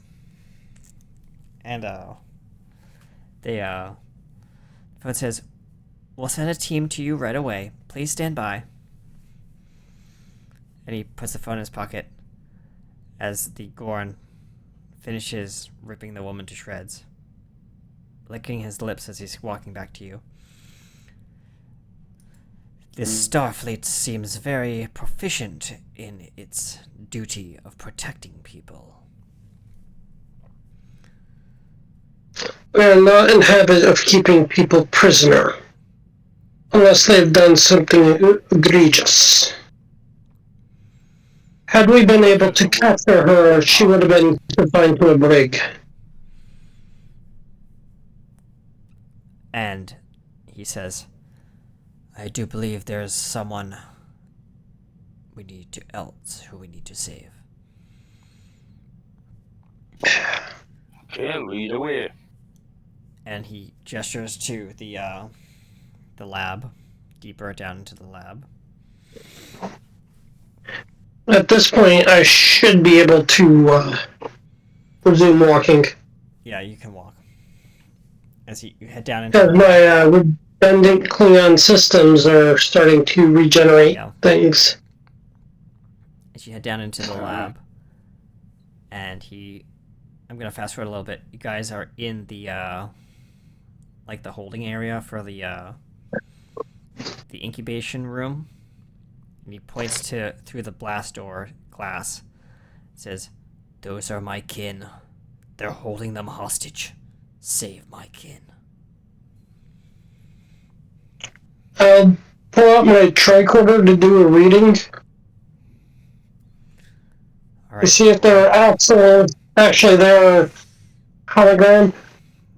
Roll to find out. It's gonna be a insight science difficulty of 3, reduced but already by your tricorder. I'll give you a momentum for the third die. All right, cool. That's 3 right there. Yep. There's no life signs. These are holographic eggs.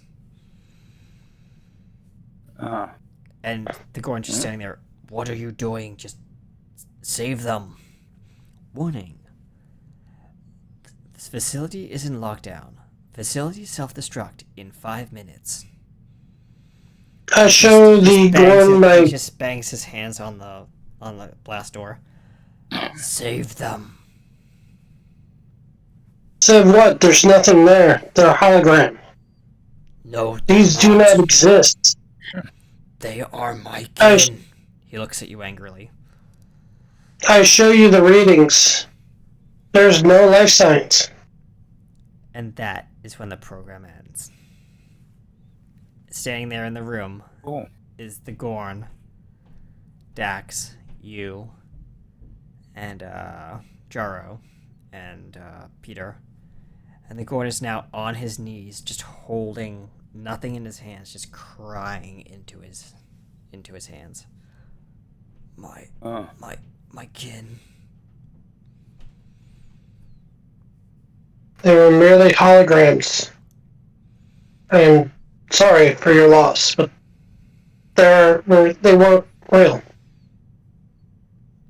You were real, we were real, they were not.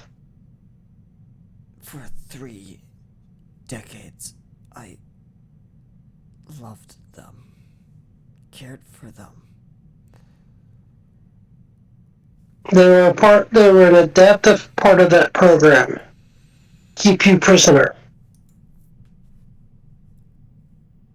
As to why, I do not know yet, but I intend to find out. He just kind of... He looks at you. Is this what Starfleet is about? Loss? We are not about loss, but we are about finding the truth and holding those responsible and getting justice for what has been done.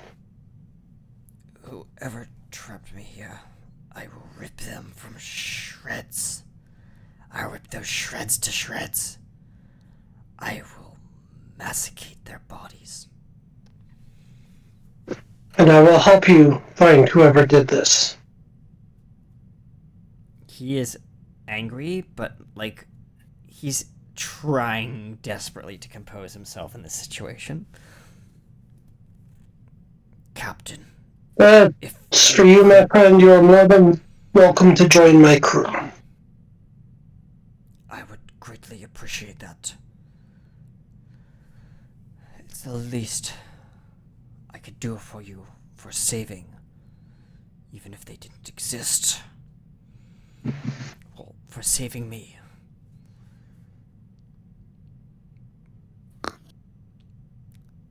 Then move along with their loss. Even if they were not real, they were real to you. He nods.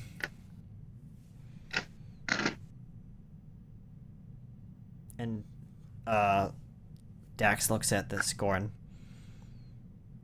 I am terribly sorry for your loss, but my name is Dax, and I am the High Chancellor of Talara. And you are? The name is Yue. Ure. No, sorry, Ura. That's who we came up with. Ura. Ura.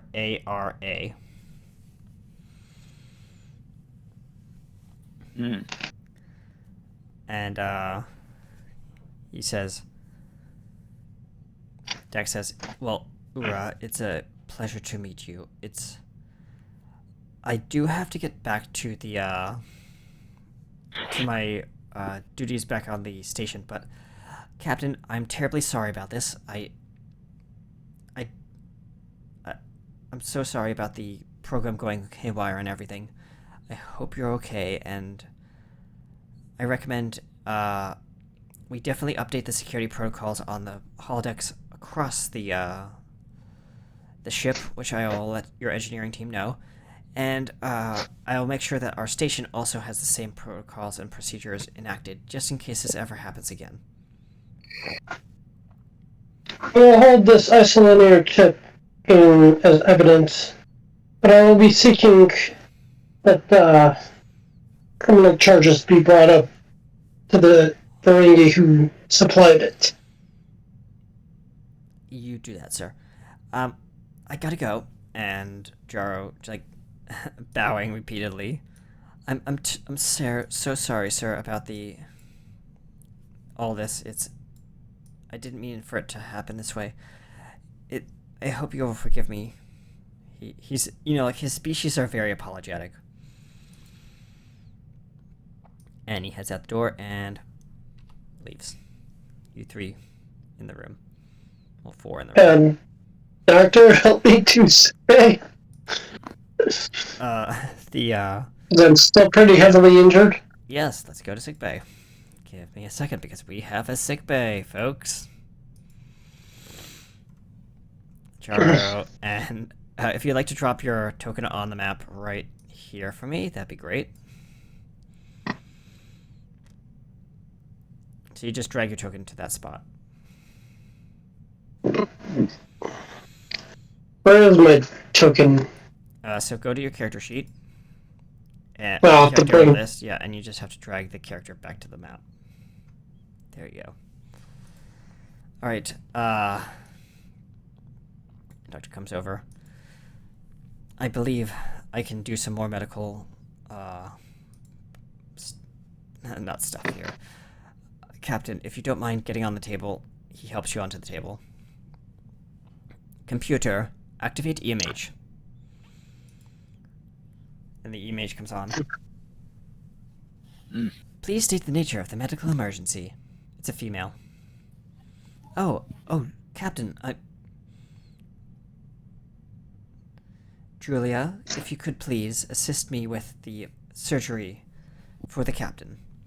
Surgery, sir. Yes, right away.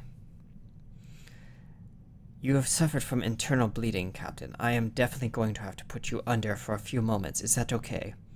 I have a sedative here. He, gives you a hypo. to ease the pain, and you fall into a slumber. And Damn dinosaurs. I'm gonna roll my control medicine. Actually, As I fall asleep, I muttered, damn dinosaurs. yeah, it's gonna be a difficulty 3. Do we have any momentum? We have 2 momentum. All right, Jar is gonna take 1 momentum for an extra die. He is going to use his surgery focus and say, yeah, because I am such a nice GM, I'm going to actually do this to myself and this poor character. The GM is going to spend 2 threat to up the complication range by 1, not 2. I'm not that mean. I want to make it challenging for our doctor. I want to put it through its paces.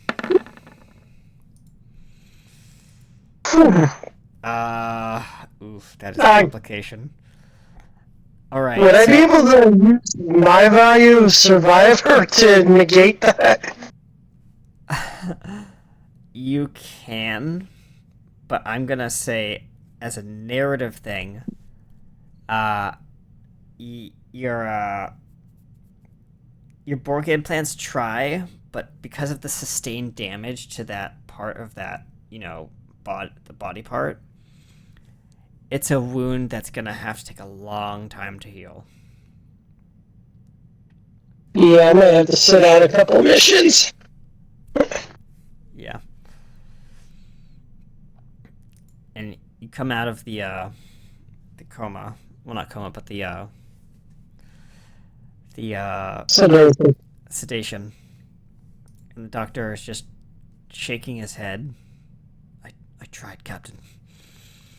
But it's gonna take a while. A little bit longer than the medicine has to work its way through you. Given your unique physiology, it's unsure how long that will be. I'll survive it. I've survived much worse. And he says, well, we did good today, and I do need to check up on a new patient. He doesn't yawn. Sorry about that. He does have to check up on his new patient. As the Gorn walks in, impressive, he says. That's all he says as he walks in.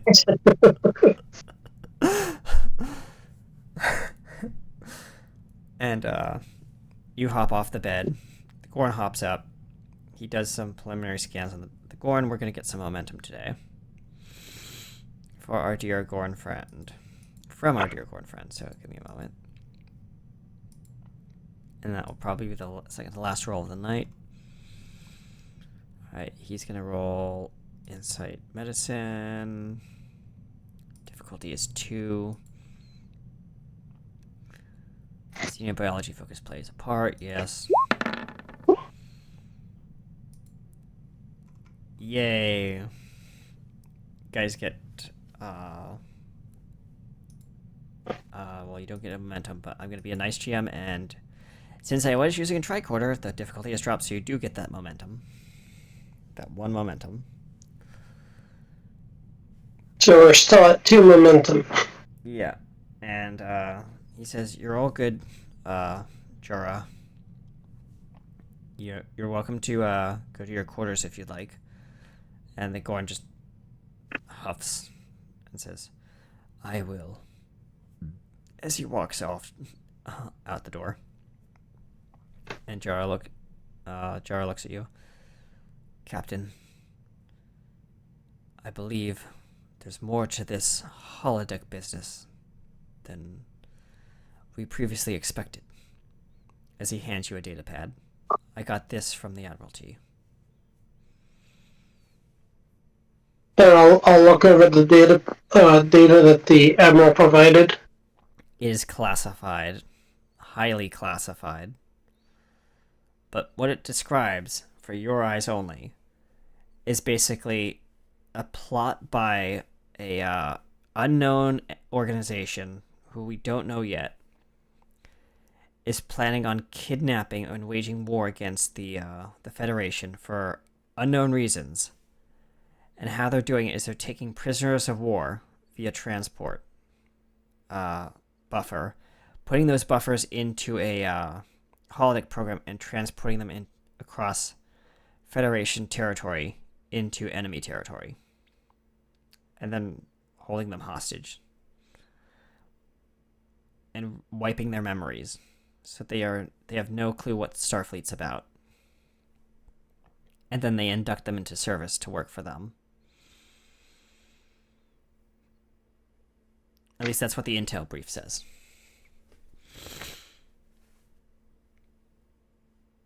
We need. Well, we shall add our own experiences to this and report back to headquarters. The intel brief also asks you, and it gives you an assignment for your next mission. You have been tasked as part of the Project Silverlight team, to infiltrate enemy territory, seek out new life, while at the same time saving those lives that were captured. And that is where we're going to end today's episode. Thank you so much, ladies and gentlemen, for joining us here on Star Trek Silverlight. Season 1, great. Episode 1, Invasive Species, Part 1. I am PAKN USA, aka RT Studios, your production engineer for today's game. And I'd like to especially thank our cast for being such great players. And would you guys like to say anything before we close out? Any comments, concerns, questions, whatever? Yeah, 20 to 3. Yeah, I know we ran late. But yeah. Captain, would you like to say anything? No, I think I'm good. I just really enjoyed it. All right. Well, that's glad to hear. And ladies and gentlemen, we'll see you next time, next Saturday, for another episode of Star Trek Silverlight. Until then, hailing frequencies are now closed. We'll see you next time among the stars. Bye, everyone. Oh.